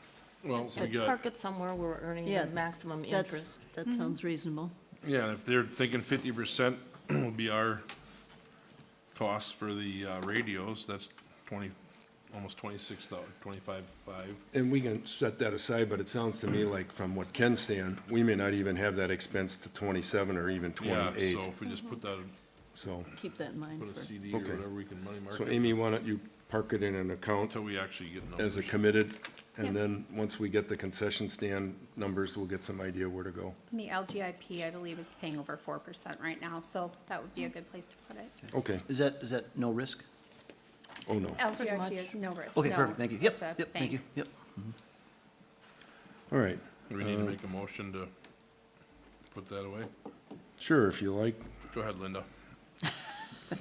Linda, if you choose not to do a motion, I'll take my own. lead. Okay, with regard to the funds received from our selling our reserve liquor license, I would move that we temporarily park it in an account earning maximum interest, pending further discussion on what we're going to do with it. Did you want to list the suggestions, or just let it go at this point? I think one of them we should at least say is that some portion of those funds dedicated to the remodel of the concession stand, and the rest to be determined. All right, I will add that to my motion with, Okay. Second. Well, that was generous of him, wasn't it? We have a motion by Linda, courtesy of Mark, and a second by Mark. All those in favor signify by saying aye. Aye. Aye. Okay, away we go. Linda, you got newsletter, summer 2025? I do. So obviously, our newsletter would highlight the new restaurants with some photographs, and then to kind of like. Restrooms? We're not serving anything there, Linda. Definitely not serving anything We now. don't have a restaurant? We're gonna put one in soon. Those people on Rock Ridge are see how hungry. far those funds go. Well, maybe when we remodel the concession stand, we could have a sit-down restaurant. I don't know. Yep, one stool. So we'll highlight our new restrooms, and then to kind of tie into that, there are other, somebody, Mr. Schmeckpepper, as a matter of fact, mentioned that we have lots of other parks and recreational facilities in their town, and just off the top of my head, I think I came up with 8 or 9. So list all of those recreational facilities that are available. Clerk Amy suggested maybe something on explaining how a referendum works, because people do ask that on Election Day. And then also, so we had our new zoning administrator here, who previously worked at the Peninsula Research Station. So maybe a combination article on that, because the research station does play an important role. I don't think a lot of people know exactly what they do. And then also tie in the master gardeners. So all this stuff happening in our The town. garden door, yeah. Amy also suggested Jason Miller with the Door County Invasive Species Program. He might have some insight on how we can help with that. And also, I think we should recognize our cable extraordinaire person, Laddie Chapman, recognize him with, I agree. for all the work that he has done in the past, and still continues to help us out on a variety of items. We could do a short blurb, I suppose, on the AT&T update, and maybe something on our our EMRs, so. Those are the ideas that I have. If you have more, please let me know, or come up with something. We were shooting for a June 1st deadline. That's not going to happen. That's not going to happen. So just do your best to maybe get a draft or something to me. Okay? Thank you. All righty. And are we trying now for a June? Have the articles in June? You're trying for August? Or Well- what's your hope to publish date? The middle of summer is a nice time to get the newsletter out because our visitors are up here and their mailboxes are reinstated for deliveries. Because this will go to, it's rural route delivery. It goes into every mailbox. So So we'll say, try to maybe get articles like June and August 1st, if we could get it out by August 1st. So So you'd have articles to have a by- draft of things in June. That would be nice. Okay, sounds good. And I apologize, I have a cough drop in my mouth because my throat is really dry. Wow, we're down to a driveway permit application for Rock Ridge Road. Zipping right along. All Yeah, right. moving right along. All awake out there? I hope there's no one still here for the Hohenfelder rentals. All right. Amy, excuse me. Linda, Can I start? please. Thank you. I'm going to refer you first to the driveway application that was submitted back in January of this year. So the driveway application asks for a driveway permit for lots N1 and N2. I wish we had the overhead. Oh, we do.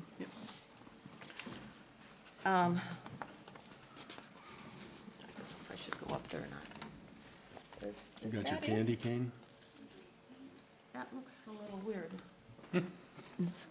Well, Rock Ridge is over on, so, Oh, okay. yep, you know where you are. North is facing. Yes. Yeah. Hey, Amy, Our laser pointer, I was gonna say, if you go down to 17, it has the lots numbered. a laser pointer on the screen, it does Okay. not work. Yeah. Hey, Linda. Linda, I'm gonna have her go to 17, and that has the lots numbered for you. Oh, perfect. Yep, Thank you. okay. Yes, that's exactly what I need.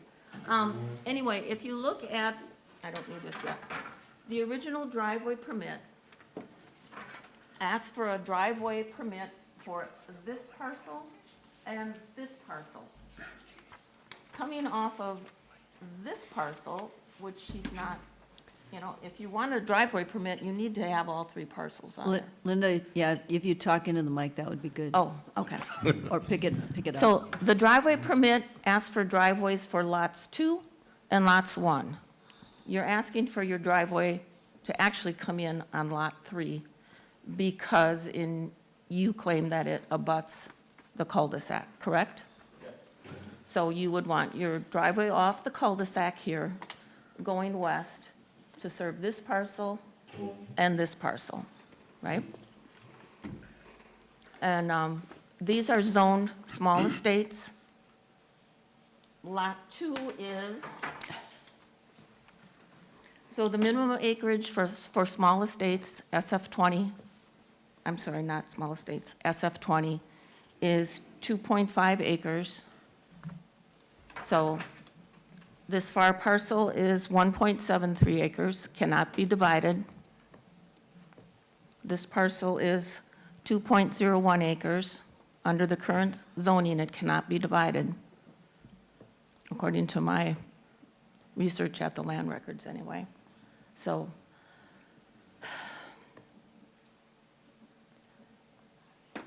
we talked about this last time.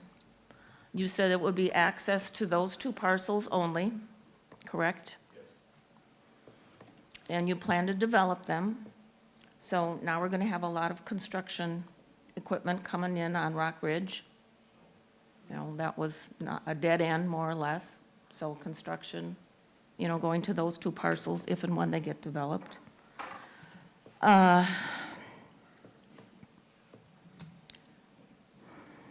I just, again, when you say that, so this is County P up here. When you say that the county will not give you a driveway, but when we say we don't want to give you a driveway, I mean, if it's good for one, it should be good for us. You referenced the statute saying that a village, a town, a county cannot deny a driveway to a parcel that abuts its street or roadway. So I don't see how the county can say no, and we can't say no. Also, you have this planned roadway from a previous plat, correct? There's like some shrubs or something here, little brush. Plum trees. You know, so, and you claim that this would be shorter, so going from here to here to here to here to here, and then I, really isn't much shorter than coming off of P and going right across. Does that make sense? You're shaking your heads like I'm saying something that's not correct. Why can, I don't understand why you say the county can't say no, yet you can say no as the county. Well, if the county, why You- can't, why you does the mentioned the county get to say statute. no? I happen to have that statute right here. The other thing you mentioned was that that was private property, and I think we kind of proved that that's not the case. Well, I looked at the survey, and, I mean, that's debatable, whether the entire, you know, if this is the entire paved surface, or if it's just 60 feet, and there's right of way. Three different plans that show the town property is Okay. our property. All right, well. So if we compromised and gave you one driveway, Gary. would you agree that it will never be a through street? Yes. These parcels will be strictly single-family residential, Yes. not subdivided ever?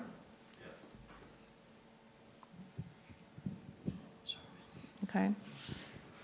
And if you're having a bunch of construction, you know, if there's road damage, Yeah, that's a given. okay, so I'm going to look to the rest of the board here. What's a given related to road construction? I mean, If there's damage done and whoever takes care of the road sees there's damage, we'll repair it, just like any place else we do work. Here, I found the statute, okay. Rights of abutting owners. The owners of land abutting on any highway, street, or alley shall have a common right in the free and unobstructed use of the full width of the highway, street, or alley. No town, village, city, county, company, or corporation shall obstruct the right to use that highway. So like I said, why does the county get to say no, and we can't say no? Please speak into the mic because it helps They the had audience. had determined that it was a safety issue with the hill to the west of the lot on County P, with that hill being a little bit steep, and the visual, there was a lack of visibility from a safety standpoint, however, they figured their calculations. well, this map shows that there is a plotted road in there. And I did contact, right? Yes. Yeah, and I did contact the county. There's apparently been no, at least to their knowledge, they have no written communication. I know they have talked with you, but they have nothing in writing that says they have denied it. So I think what Linda's coming is saying that, We've got a copy of that, you do? not with us at this point, but yeah, we were turned down. Okay, we have not, I've asked them for it, and they've given us nothing. So if you have it, I'd like it. I'm not sure if he did, but he told me, He said, there was verbal Yeah. conversations, both parties, Randy and Thad, said no, indicated that, but neither one of them had any written documentation relative to this, and I had asked them for that. Given the statute, you have as much right to access there as you would, in theory, off of ours. And the difference is, we have all these people from Rock Ridge that really don't want to have that added access. And the people on the opposite side, where there's already a road platted, don't seem to mind. So the easier fix is, rather than, what's the word I want? The easier fix is for you to come off a done road, and until the county says that you absolutely can't, County. I'm sorry, county road, then I would rather go that route than give you a permit to cross over or off of Rock Ridge. Especially since the easement is already there, coming off of P, not on the hill. You're there. It's down the hill. The easement is already there. And I think the basis for this was our neighbors along that street expected it to remain a dead end, a cul-de-sac, a family-friendly neighborhood. They didn't expect to have additional driveways off of it. That's my main objection to granting this. When you have another alternative that is not going to disrupt anyone else's property, it comes right across property that you already own and plan to develop anyway, why disrupt another neighborhood when you can come in, utilize your own property? Hands there. So I guess what we're saying is we're throwing it back in the laps of the county. Well, May or not they be- can decide to use what's already existing. Well, no, What's there. I agree with that, but I mean, until somebody at the county officially can come up with some reason why they can't access that, even though they have nothing in writing that says that. I can talk to Randy Dvorak again, get something in writing. Either way, All right. see what he says. And I would tell you, I mean, I'll do it if you don't, but I would say give them a copy of the statute and ask them to tell you why it doesn't apply to the county, and yet it applies to us. Sure, That's our I can do that. issue, if you want to call it that, not to be. Okay. I know you'd like to do this during our lifetime, but. And then, believe me, I'd like to go on to something else. I mean, between EMRs and this property in Rock Ridge, I'm stuck. And could I make one more comment as well? Using, you know, you want the access off of Rock Ridge to save yourself some distance on creating a private road or driveway, or whatever. But just looking at the dimensions coming off of P to the east of the Nelson property, 247 feet, and you're already at, it's less than like 175 feet difference as far as length goes. So I assume that, And if you're going to repair the road from construction trucks, you'd be better off coming off of P.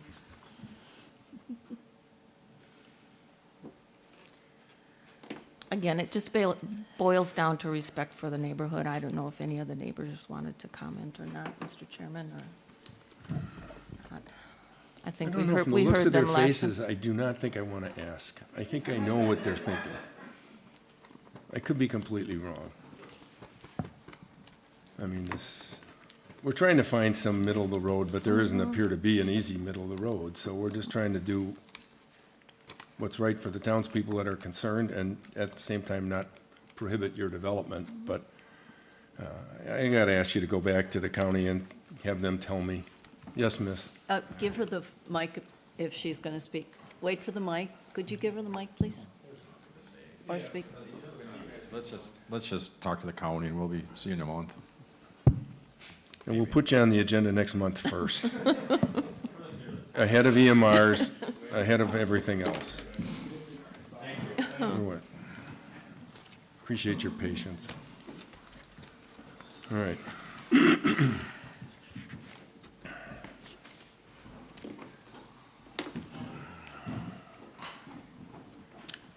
All right. With that being said, Linda, you want to? Now they're going to need the mic, so. Maybe we should take like a small break. Go ahead. So wait till they all leave, they go on, right? Can I go grab a drink of water or something? Sure. Okay. We're going to take a 2-minute recess. Somebody needs to use the restroom or drink of water. That'd be good.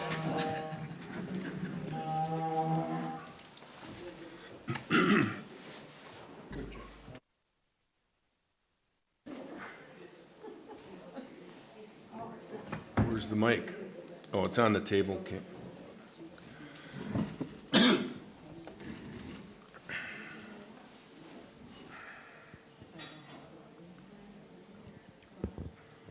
Squeeze the bottom. Sweet, yeah.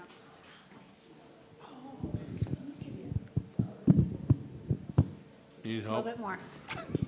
There you go.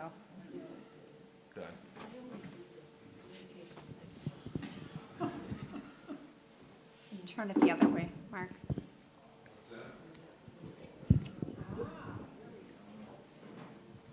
Thank you.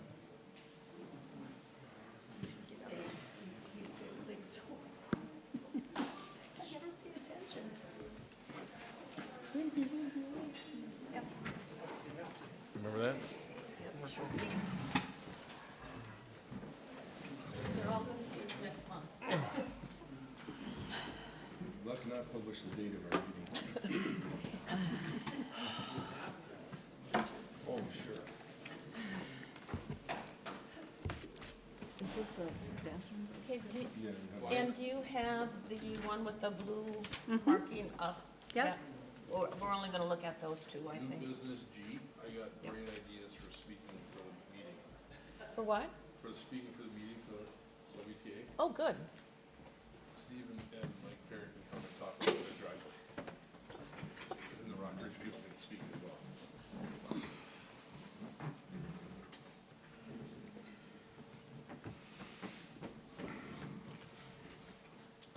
We could do another item if you wanted while waiting for the Zerans to come back.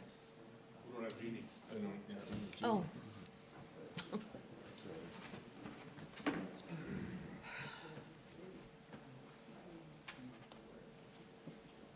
The last part, once we get over this, it should go pretty.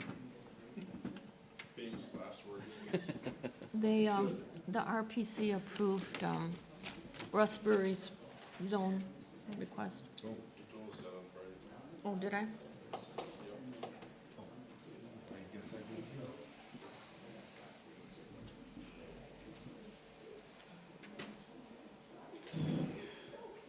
It was pretty early in the morning, you probably didn't remember, Linda. Probably not.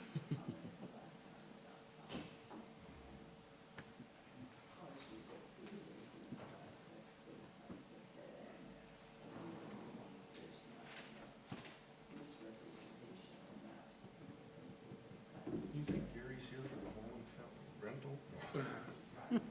One last call. One last call, are you here for the whole? You know, our rental You know, rezone? Is that what you're here for? Okay, good.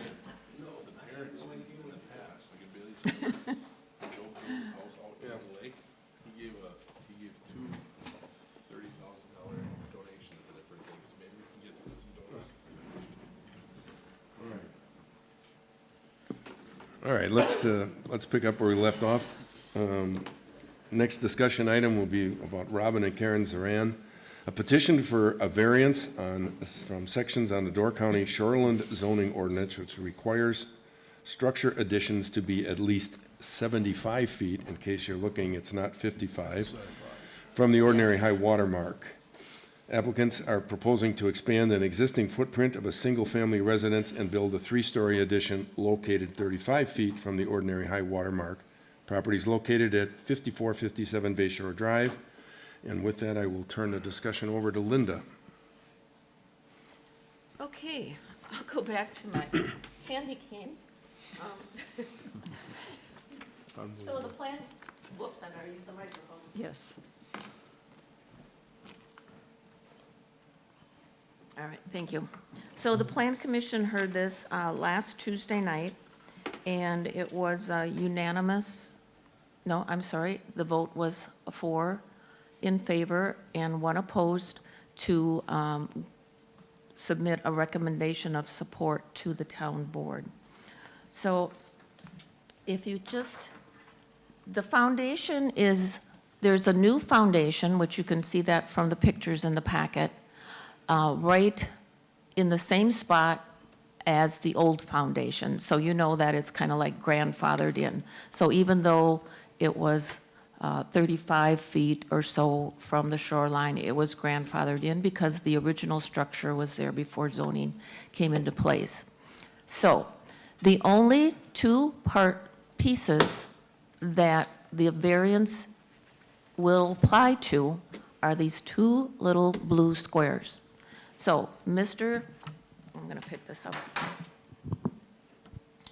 So Mr. Zaran put in his foundation which was permitted.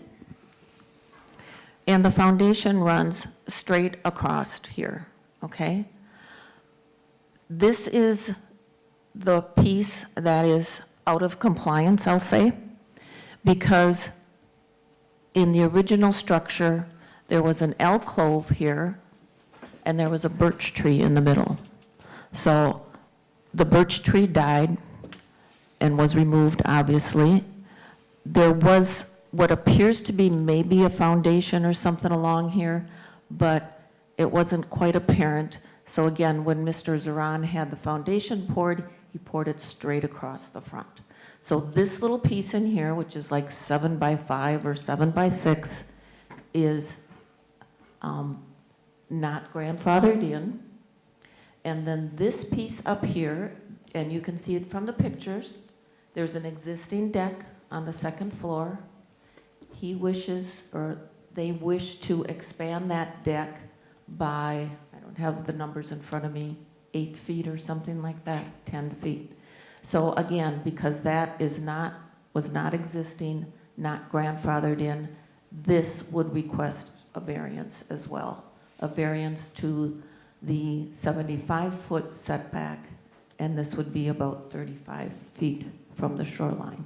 So those are the two areas in question.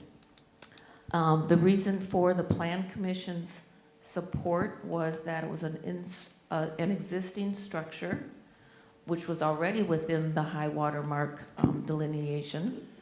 The two small inlets, if the foundation, if there was an alcove, Mr. Zaran can explain that it would not be of benefit. The 42 square foot deck up here, pretty nominal extension. We felt that, adding a new home with those additions would add value to the town, of course. And the ordinance went into effect, obviously, after the original structure was built. We felt that the proposal is still consistent with our comprehensive plan because it remains residential in a residentially zoned area. Concerns or objections that we talked about, the current drawing in the packet, the height limit is 35 feet, and Mr. Zaran indicated that the architect had adjusted that they would not exceed the height limit. So that is pretty much what we discussed.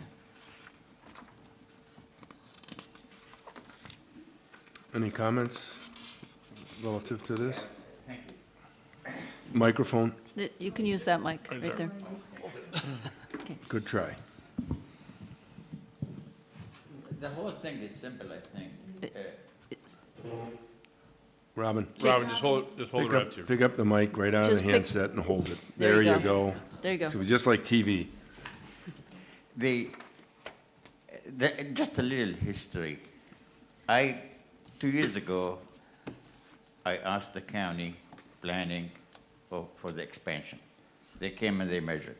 They said within 35 feet, it's okay.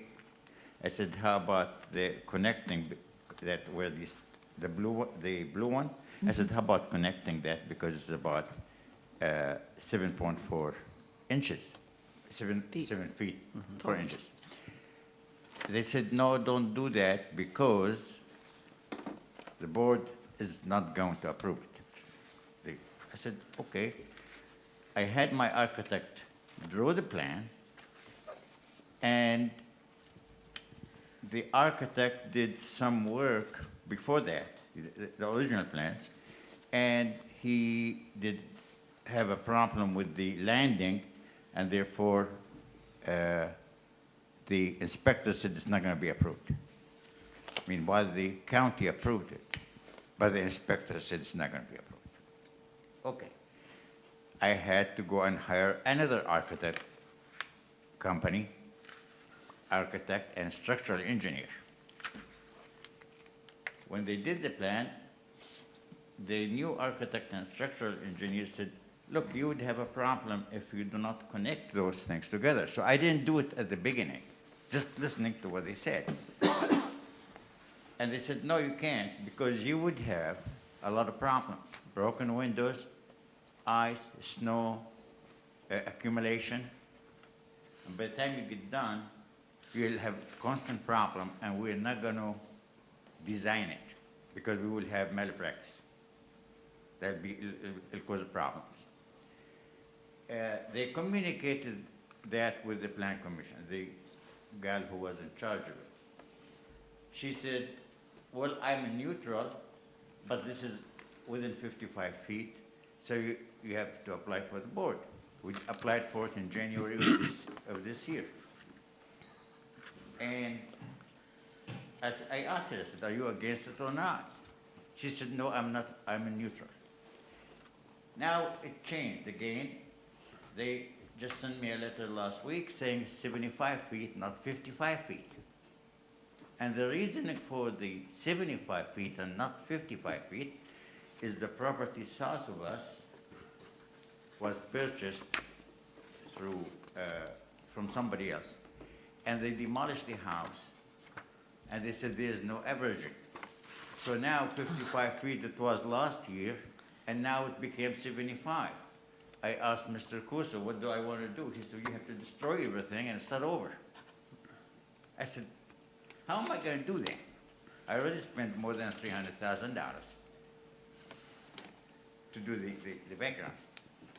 And they said, well, if you want this, you have to go 75 feet. I said, well, that's not going to work. But then I asked him a question. I said, I asked him, I said, look, that the new house is almost maybe 15, 20 feet from the water. And why isn't 75 feet? And I was shocked. I got no answer. Because they had no averages. Because the lot was empty. So what I'm asking, on the deck upstairs, it doesn't exceed the lower deck. You know, the ground level, it doesn't exceed it. It is exactly with the same line. So this, in summary, is the problem. It is a very simple thing. It is not rocket science to say, look, why would we want to make a cove here to accumulate wind, and sometimes the wind on the bay could cause problems. It did before with us. So that's what I'm asking is the board to understand my situation and Karen, and see what we are. We're not trying to grab. We're not trying to do additional or trying to manipulate. We're not. We didn't do it at the beginning until the new structural engineer said it's not going to work. He won't do it. And he sent a letter to that effect.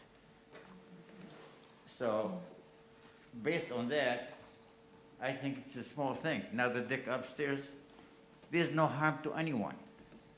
The people to the north are about 400 feet. The people to the south is empty lot, and then another 300-400 feet. So it's looking straight west, no harm to anyone. And when you look at the statute say it's the harm. Is the harm to environment? No. And I'm not going to go through the whole statute or the ordinance to you guys. You know it more than I'll ever know. But where's the logic into this thing? And I am really appreciative if you could consider what we're talking about. And ask any questions you want, I may answer. Could you clarify something for me, Mr. Zaran? What was the square footage of that alcove? I think it was like 6 by 8 or something. And what is the square footage of lengthening the deck on top? I can't find my measurements. If I go there, I could show you. Actually, they have 3 different measurements that they sent us. One, Tara sent the original, the measurements. Then I asked her after our meeting here, why didn't you send me what you sent to the township? So, She said, well, I'll send it to you again. I never did. So now, I just want to show you. yeah, I think I just found it on your architectural drawings. It's right here. Yep. She measured the concrete, and the code says the living area. So the living area inside is 7.4 feet. I measured it by 6 because she measured here and measured here and measured here from the outside, which the outside would be inside anyhow. Okay, yeah, that clarifies that, thank you. Thank you. And then the deck on top, you're extending that by how many feet? 6 feet? I would say about 8 feet going Okay. this way from here. Now, this is above the lower level, which is constant all the way to here. All the way, it's extend all the way. It doesn't stop in the bottom. Yes. So we even reduced this deck upstairs. Okay. All right, thank you, yep, thank you. Questions from anyone?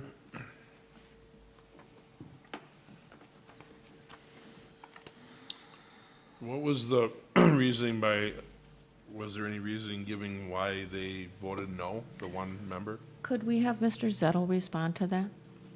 Sir? Sure.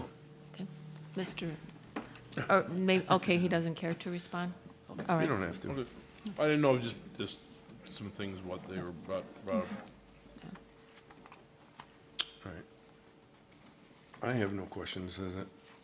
Jeannie? No. Trent, anyone? Nope. Then, with no objections, a motion to do something. okay, I will make a motion to send a recommendation of support, and this is going to the Door County Board of Adjustment, supporting the Zeron request for a variance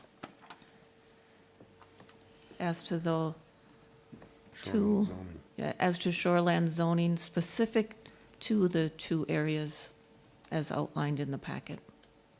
And I'll second. All right, motion by Linda, second by Trent. Any other discussion? Hearing none, all in favor signify by saying aye. Aye. Opposed? Good luck. Thank you. Thank you very You're much. on to the next committee. Thank you. All right. Leave our microphone, please. It's not paid for. All right. Next on the agenda is the Holfelter rental No. rezone application. Whoa. Uh-oh. No, it isn't. Got a new bill.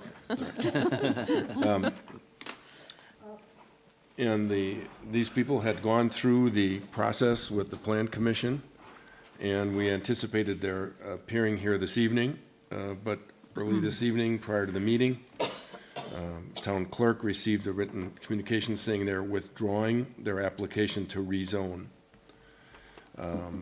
In discussion with Linda about this, I think the proper course of action from our perspective is to we know where the Plan Commission stood on this, which was to deny the application.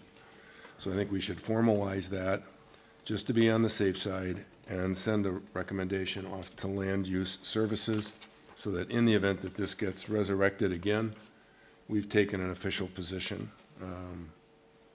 And that would be my recommendation. If anybody has a issue or concern, let me know.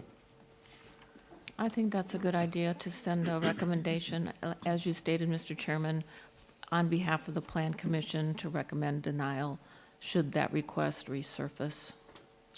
Okay. So we would like to do that through a motion that we are officially, Sure. I would make a motion that on behalf of the Plan Commission, we send a recommendation of denial to the RPC, the Door County RPC, with the comments that should the matter resurface, this is the action that the Plan Commission took on May 13th, 2025. Okay. and that the board did not address it. Motion by Linda, second by, I'll second. second by Trent. All those in favor signify by saying aye. Aye. Aye. Opposed? Okay, great.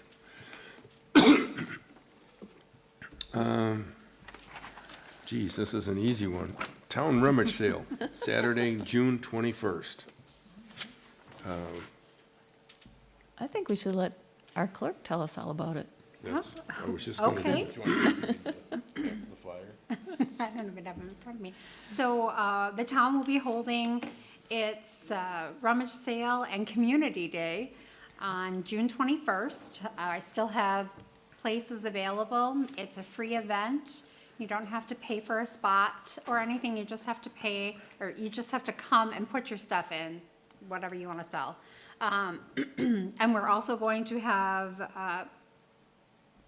ice cream for anyone who wants to come. Check out the park, check out the new restrooms, go look at the pickleball court, all these improvements that we've done to the park for the community. Perfectly Leave your said. dogs at home, please. Do you, Gotta say it, 'cause they can't, people can't read. did you intend to have a noon cutoff? Is that seems awful early to me. It seems early, but then It's up to people you, I'm who just, shop, they just come early. It really dwindles off when it gets to around noon. If it's open at 8, they're there at 7:45. Exactly. Yeah. Or 7:30. yeah. Yes. That's fine. If you're happy, I'm happy. No. Okay.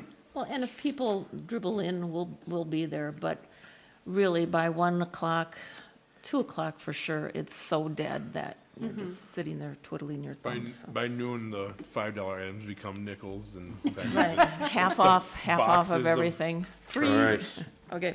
And the town will be providing ice cream treats, and you can park for free. and playground for the kids. There you go. All right, sounds good. Thanks for the hard work on it, Amy. Coastal Byways, sponsorship of the Raybrook Grant. Okay. I was approached by our representative to the Coastal Byways, asking if we would sponsor a grant. And I'm going to let that representative tell you more. Linda? I should have given this to Ryan ahead of the meeting, and he could have posted it on our channel. I don't know if he has an option to see this or not. This is our Door County Coastal Byway. This is the third run of coloring books, so like 10, 20, 30 coloring books we have ran. And we're not sure we even have enough to make it through this visitor season, but they're not cheap. So to run like 10,000 copies is like $8,000. So we are hoping, Ann Miller, the chair, and myself met with a representative from Raybrook Foundation in Sturgeon Bay last week, and we were provided with the information for making an application to them for some funds. So of course, the Coastal Byway would contribute some, but hopefully be approved for a grant for the Raybrook Foundation. But they need a sponsor. And since the Coastal Byway is part of an intergovernmental agreement, she asked if we could get one of the municipalities to sponsor. So of course I offered the town of Sevastopol. We used the town when we did our kiosk, our Coastal Byway kiosk through Raybrook, and I think we used it for one other thing too. We But- used it for the pickleball court For and the the pickleball. restroom. Right. So, and it would require, if we are awarded a grant, the funds would come into our account, and I'm thinking just park it in our general checking account, and hopefully it would just be 1 or 2 checks out. There would just be one vendor involved, so we're not putting any burden on our clerk at all, but it would have to be designated in our account, specific for the Coastal Byway. So if you could approve that, I would appreciate it, and we'll let Raybrook know. I think I heard Jeannie say she was going to make a motion. Did I? I certainly can. Except that Linda would probably do a better job of it. She knows what she wants. What is this? Is this past the motion? I mean, I serve with her on that committee. Why don't you can take a, second- I am you not a can second voting it. member. Okay, so. I make a motion that the town of Sevastopol sponsor a grant application and work with the Raybrook Foundation. Motion by Linda. towards, I'll second towards a that. reprint of the Door County Coastal Byway coloring book. There, second. Second by Jeannie. Any further discussion? All those in favor signify by saying aye. Aye. Opposed? Thank you. All right. We are on a long meeting. All right, next up on our agenda is the ordinance committee updates on repealed ordinances.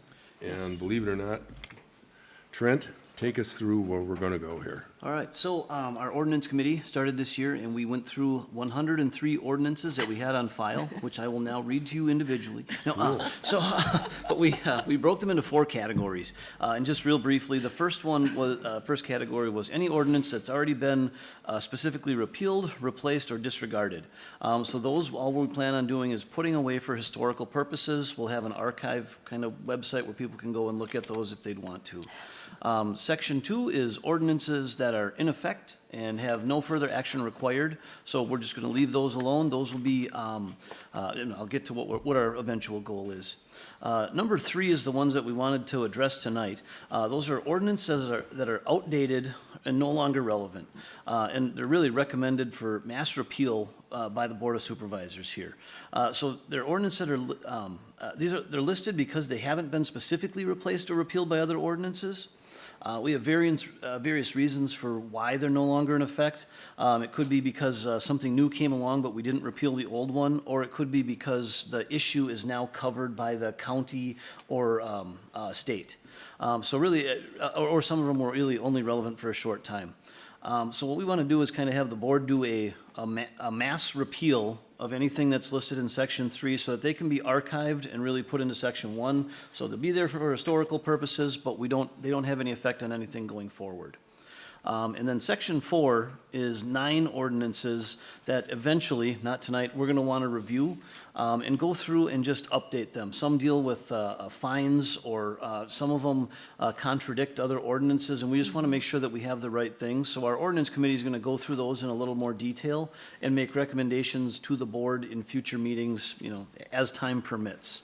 Our eventual goal with this is to get all the ordinances that are active on a website that people can search for. So if they want to see snowmobiles, they'll type in snowmobile, it'll pull up any snowmobile ordinance that they have that's current. And then if they wanted to look in the archive, they could look there too, but we want to make sure those are specifically listed, that they're not in effect. So really what I'd be looking for tonight is a motion to repeal all the outdated and ineffective ordinances listed in section 3 of your handout. All right.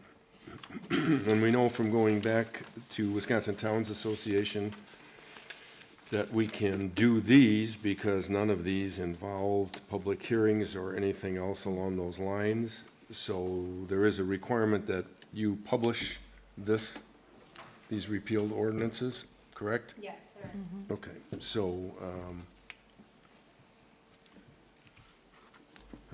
what's the best way to do this one? Do we, we'll just detail all ordinances covered under section 3 included in the packet would be repealed? Does that sound like where you want to go? Yes, that's what I'd like to do. Yeah. We can't name them, some of them don't even have names. I know, that's, well, trust me. Right. I mean, I'm sad to see one from 1943 leave, but, I've got one here. All right, so Trent, Sure. why don't you take your best shot at All what right. you'd want? Sure. So I would make a motion that the board repeals all outdated and ineffective ordinances listed in section 3 of the packet. Okay. And we will detail those, make them public, which ordinances are gone, but again, they are not in effect. second. All right, And I would just like to add that Supervisor Olson has done the majority of the work on this project with spreadsheets and lists and everything else. Well done. And our other committee members too, with Laddie Chapman, Jeff Schmeck-Pepper, our clerk, Amy Fluck. I mean, we're continuing to work, but it's really moving along much smoother than I ever thought. I agree with that, because I thought we were gonna have to painstakingly go through each and every one of these things until the cows came home. That's next meeting. The cows come home ordinance is coming up too. Yeah, it's true. All right, so we have a motion from Trent, a second from Mark. All those in favor signify by saying aye. Aye. Opposed? Amy, make it happen. Sounds good. Trent, I did find some things Yeah. under, on page 4, or item 4, ordinances requiring replacement. Yeah. Under 87-287, use of Whitefish Bay boat ramp. Yes. Believe it or not, I found an ordinance in my park file that changed those hours to 11 to 6 a.m. You can have it. Wow. Oh, gotcha. Okay, all right. When I started digging, all wonderful things pop up. All right. Ordinance Committee, we've resolved that. Okay, next item revolves around the Sevastopol Program Director changes. And Our program videographer. Our program director for the past number of years was Laddie Chapman. Laddie's not here tonight. But with the shutting down of our charter public access TV station or channel and the migration of our board meetings, which are being broadcast now on the YouTube channel, the role of the program director has been eliminated.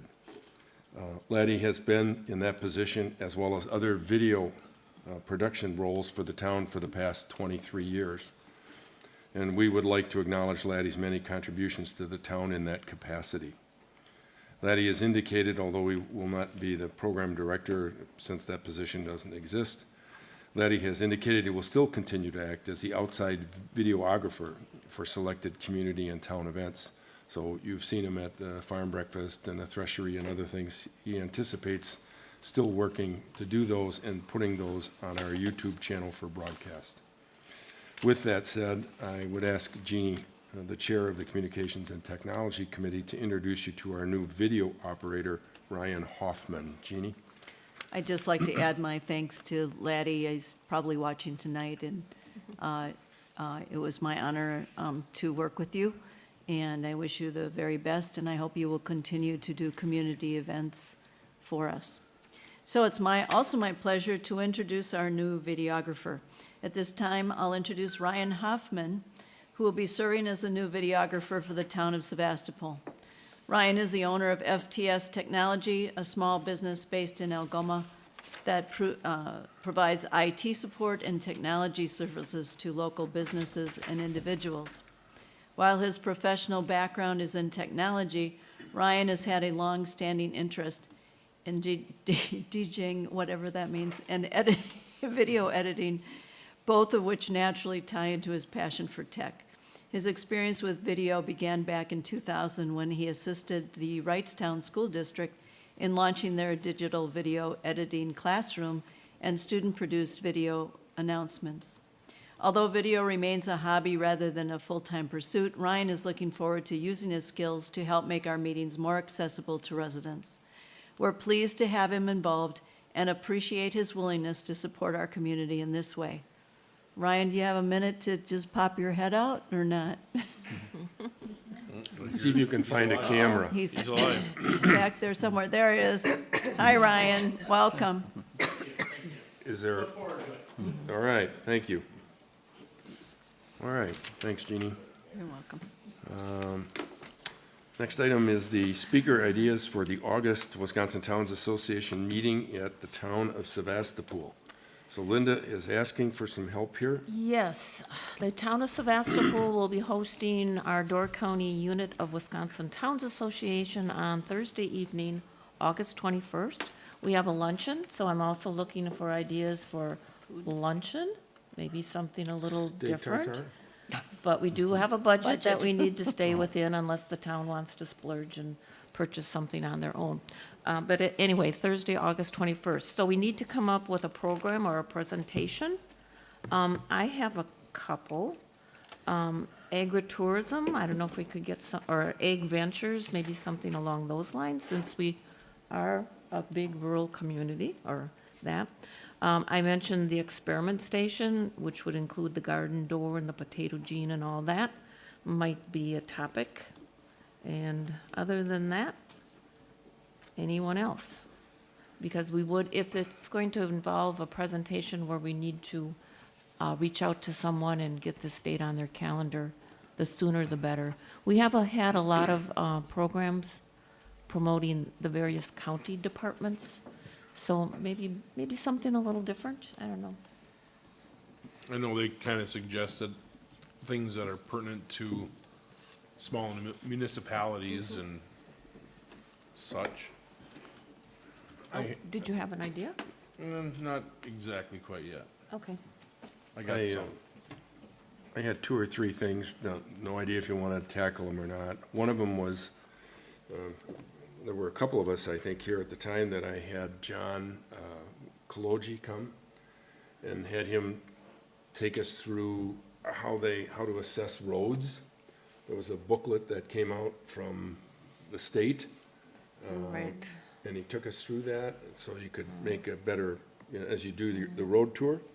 I thought that was pretty helpful. I know Jim Nellen was on, maybe. Yeah, that was when Pazer first came about. It's now transitioned from Pazer into Whistler, but Right. yeah. But at any rate, I just thought maybe that might be useful, because not all of us, or some of us, may or may not want to continue that process. So that was one. Okay. Shoreline zoning.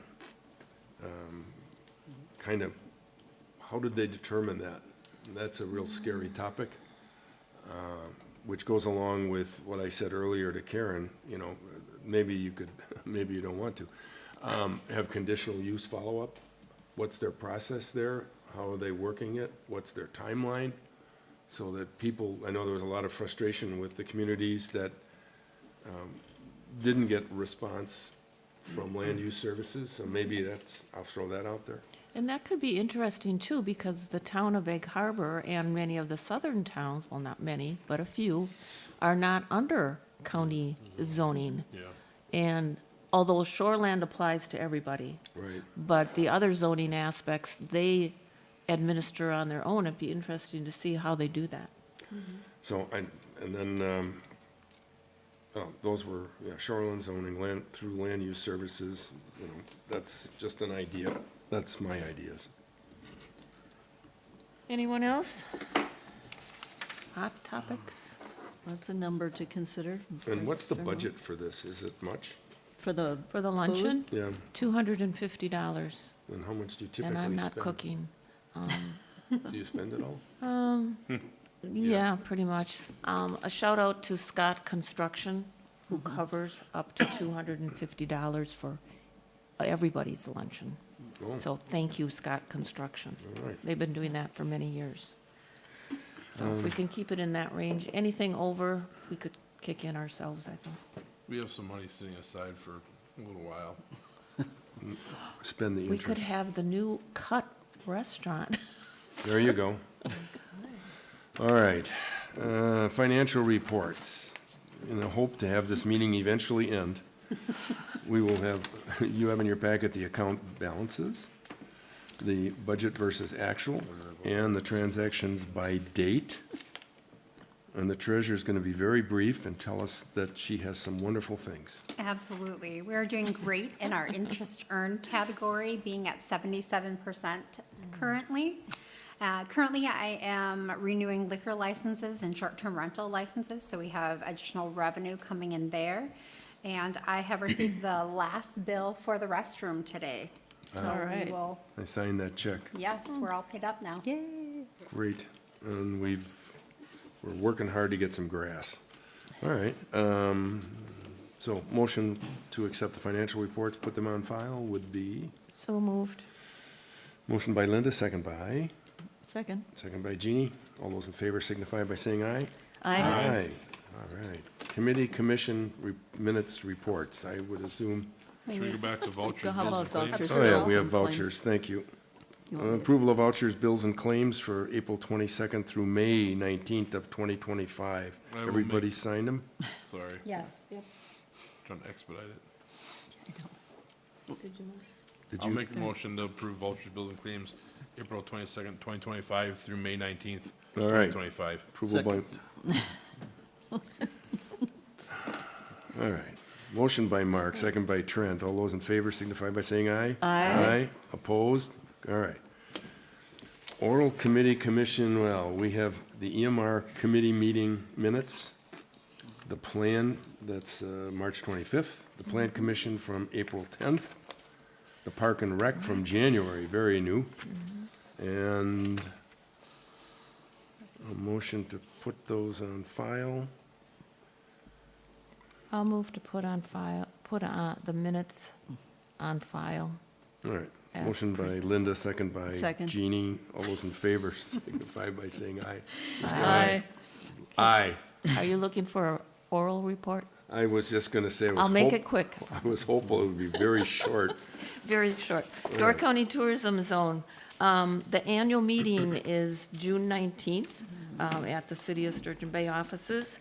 And I can tell you that as of the end of April, there are 1,583 room tax permits issued, 933 of which are year-round. So I thought that was great.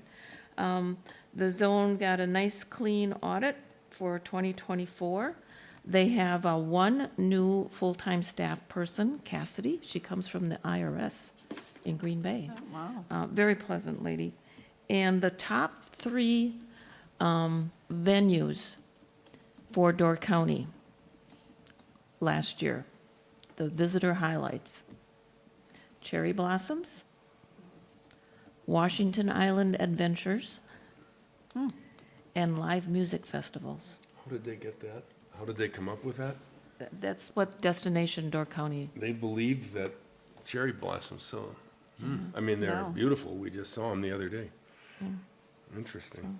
Cherry Blossoms, Washington Island Adventures, and what was his name? live music festivals. Live music, yeah.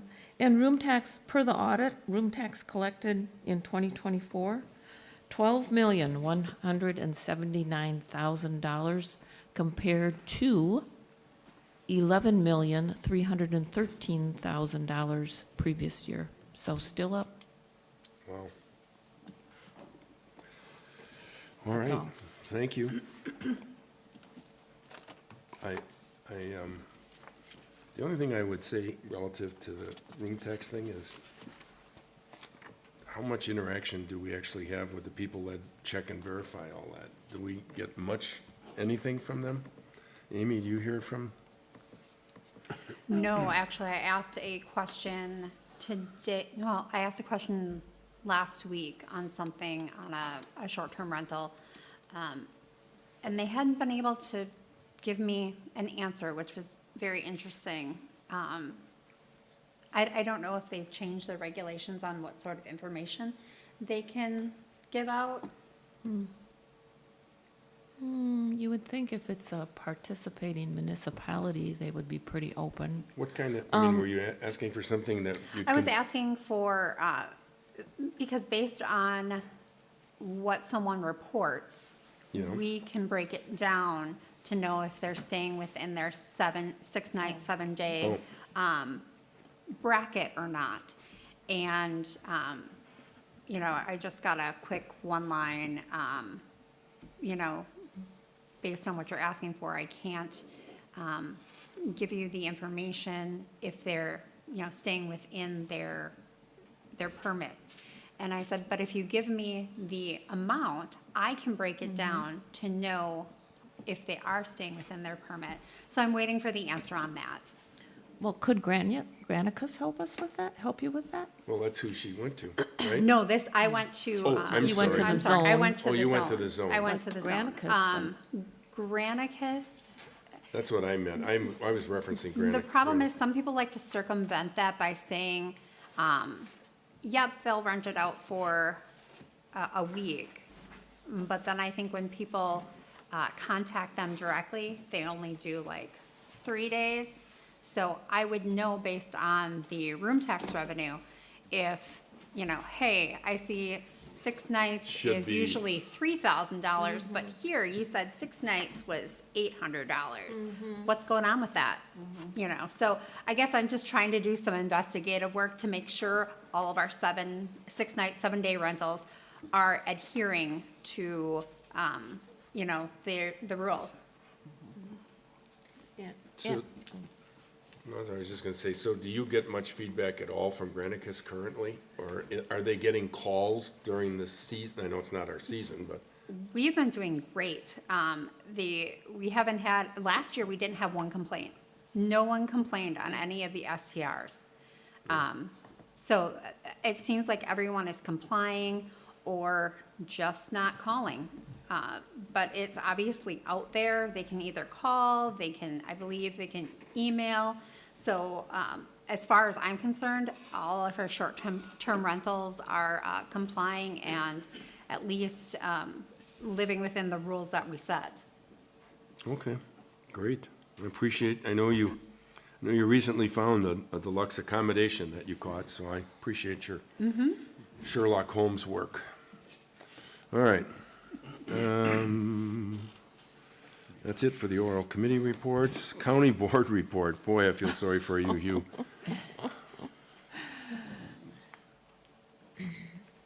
Next, we'll put you on first, right after the Rock Ridge Road people. We'll make it brief. Last month's meeting was primarily handling some typical financial matters like carryover budgets from last year for projects that are going forward this year, approving those so they could continue their operations. Probably the biggest item that we talked about was the special workshop that we had at the end of April. And that is to look at the challenges we have. The initial budget roll-up has a $1.2 million deficit. And so we're looking at ways to try to, whittle that down. Obviously, if there's some audits that are still going on with some departments relative to what they budgeted and what their actuals are, and what we'll have as gaps. We'll be reviewing ideas tomorrow at the Finance Committee meeting relative to various departments. This workshop included department heads. So there's some things that are being discussed, including putting a hold on new hires, putting a hold on doing new KIP programs, capital improvement programs, maybe not doing as many county roads for repaving. There's also some ideas relative to unfilled positions, not filling them. And the other thing is looking at more sources of revenue, including things such as identifying specific parks where we want to pilot and implement park fees for Door County of Door. So those are some of a myriad. So think about this when you take a look at who should pay for how much for mobile radios when we're looking at some budget deficits. The big thing that's driving our budget deficit for this year is that the net new construction number estimate is lower. It's at 1.6 versus 1.63, which was the prior year. Again, this is an estimate. What happens is the appraisers send their report. AAC will basically send a report to the Department of Revenue where they give their assessment. The assessors from the municipalities give their assessment on new construction, net new construction, demolitions, and basically the Department of Revenue rolls that up, relative to providing then an estimate of a net new construction, as well as the appraised value for each of the municipalities, and then subsequently the county. And then they'll do an audit on some of the appraisal records that they get before they finalize their number. So net new construction is likely going to go down, especially if you look at some of the history over the last 2 or 3 years of building permits. Most of our net new construction in the county is driven by residential, and it's down if you look at permits over the last couple of years. So, this obviously it'll not only just impact the county, it'll also impact municipalities, since their net new construction is reflective of that as well. So, something to think about as you look at expenditures and rainy day funds. That we have this deficit we're trying to plan for next year, and making sure that the county can maintain its newly acquired AA1 rating, from a financial integrity perspective. So there'll be more to come, in the next couple of months, as probably more word filters out from working committees relative to, if you hear, hey, they're doing a hiring freeze, or they're doing this or do that. And I think the other thing to keep in mind is, and you know this because you're operating a town, is, we're limited by the tax levy, right? There's certain municipalities, and the county can do this as well. This is another option. The county can do what the city of Sturgeon Bay does. They basically, bond, create debt. That debt then gets, out of the tax levies. So you're basically charging it to your Capital One credit card, and then you get to pay that below the levy line, that principal plus that interest. So eventually that deficit spending, will kill you, especially when you think of like road construction. So that's something that the county wants to avoid as much as possible. We do have a good unfunded balance of about 26 million. But when you think about a $27 million mobile radio project, the thought is we'd commit maybe half of that fund for that mobile radio project or for the towers project, so that you only have to bond half of it when the time comes. So, there's a lot of, funds that are available that we could use, but we know there's some significant required expenditures that are capital expenditures that are coming down the road that we're going to have to, have the funding available, and we don't want to have to do bonding, for such large amounts. So there'll be more coming in the next, next couple of, after the next couple of financial meetings and county board meetings, as we try to reconcile and get a finer point on how big this deficit is, and then, put plans in place to make sure we can operate under the tax levy that we have. I have a question. Go ahead. Hugh, is it still ARPA funds that you have to take care of the fire number, the changes of, changing out the fire numbers? I noticed when we were doing our road tour, there's a lot of fire numbers that are very, very faded around the town. That money's so far still committed to doing Yeah. that, and I know they're working on finalizing, I think, their RFP for the sign purchase. So that's still going forward. Okay. I have 3 questions.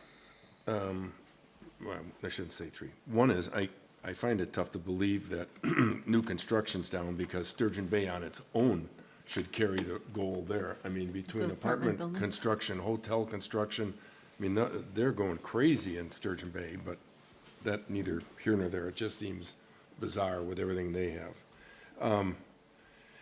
On the safe harbor feasibility study, where is that coming from? I was stunned to see that. Where is it coming from? I mean, who initiated it? Is this going back to the continuing conversation about It's a Cave county Point? recommendation. It's a county recommendation, and then expanded. It's not just Whitefish Dunes anymore. It's the fact that Bailey's Harbor can't afford to dredge and pay $300,000 a year, and it's likely that safe Could be gone. will likely be gone. With all the activities going on in Northern Door, there is no safe harbor between Bailey's Harbor and all the way around Raleigh's, Raleigh's Point. So Right. that was raised by Bud Combs and the folks up in the town of Liberty Grove, is that's becoming an increased danger as well. So the reason I think the resolution got a lot more traction is it wasn't just a Whitefish Bay concern. It was, in essence, the entire lakeshore from the canal, all the way to Gills Rock. Well, I think it's legit. I was envisioning that it was another resurrection of the Cave Point, Whitefish Bay. Okay, No, that's good. It's much broader. And then the last comment, and this came up on our road tour this week. We don't know what the standard is for street signs, but there doesn't seem to be one. And maybe you and Dale could peel back the covers on that a little bit. If you look at our street signs, we have words misspelled. We have words that should be one word are two, or two words are one. We have font sizes. Sizing issue, yeah. Font sizes all over the place.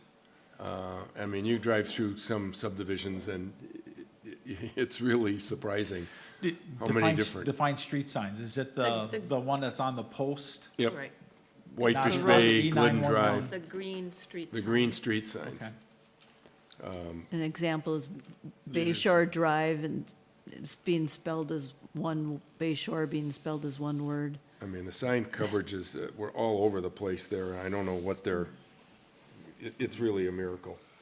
Go over to, what's that, Holiday Acres? Holiday Acres. Yeah. Elaine The Drive, Holiday Dennis Acres. Drive, all that. There's a yeah. variety there. Yeah, Edwards, Edward, Michelle. Dennis, and Elaine. Yeah, there's every size font that you could find. Yeah. And on every different size sign, street sign. So I throw it out there. Thank you. I won't keep you any longer. Thanks, Hugh. All right. License and permits, you have a copy of inspection specialist for the month. Also, the new building permits that Amy pulls for us. There's a few there. Jumping off to correspondence, you have the Sturgeon Bay Fire Department report. Get ready, folks, we're getting to the highlight. Wisconsin Historical Society, we have the Little Harbor launch wreck. This is buried out in Little Harbor, if you can find it. Take your friends. But more importantly, and I stand in awe, the State of Wisconsin Office of Governor proclamation, Professional Municipal Clerks Appreciation Week. All right. Yay. Last month, we had the treasurer. Yeah. This month, the clerk. What could be next month? What a woman. What a job. She does a great job for us, so it's about time that Tony recognized her.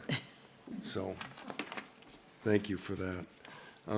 Also have a note from the League of Women Voters going to Amy about her quality elections. Announcements next month, Board of Supervisors meetings June 16th at 7 p.m. Open book here at the Town Hall on June 20th. And what was the date for the rummage sale, since we don't, June 21st is the rummage sale. Yard sale. Yard sale, sorry, yard, It says treasures rummage. and trash sale. Yes. All right. And then I'd like to, June 28th is the Mighty Pioneers baseball tournament at the park. It's kind of a slimmed down version of what we've had in the past, but it's still a good tournament to come and see some good ball and spend some money and maybe win some money. Some raffle tickets, Oh, good. good food. Cool. All right, so I regret to say that our agenda item for next month will include the infamous Rock Road driveway permit and the EMRs. Hopefully, those two will finish up next month, and if there's something else, call me. Otherwise, a motion to adjourn would be appropriate. Okay, I'll make a motion to adjourn. Well, Oh, I'm sorry. excuse me. Go ahead. On the parking lot we talked about the other night, Yeah, are they gonna clean that, prep it or anything before they paint? let me talk to you offline, because we're past that topic. Public participation, okay, I'm sorry. Motion by Yep. Trent, second by, Second. second by Mark. My God, he's so soft. All those in favor signify by saying aye. Aye. All right, adjourned. Sorry, I had to finish that piece off, Gary.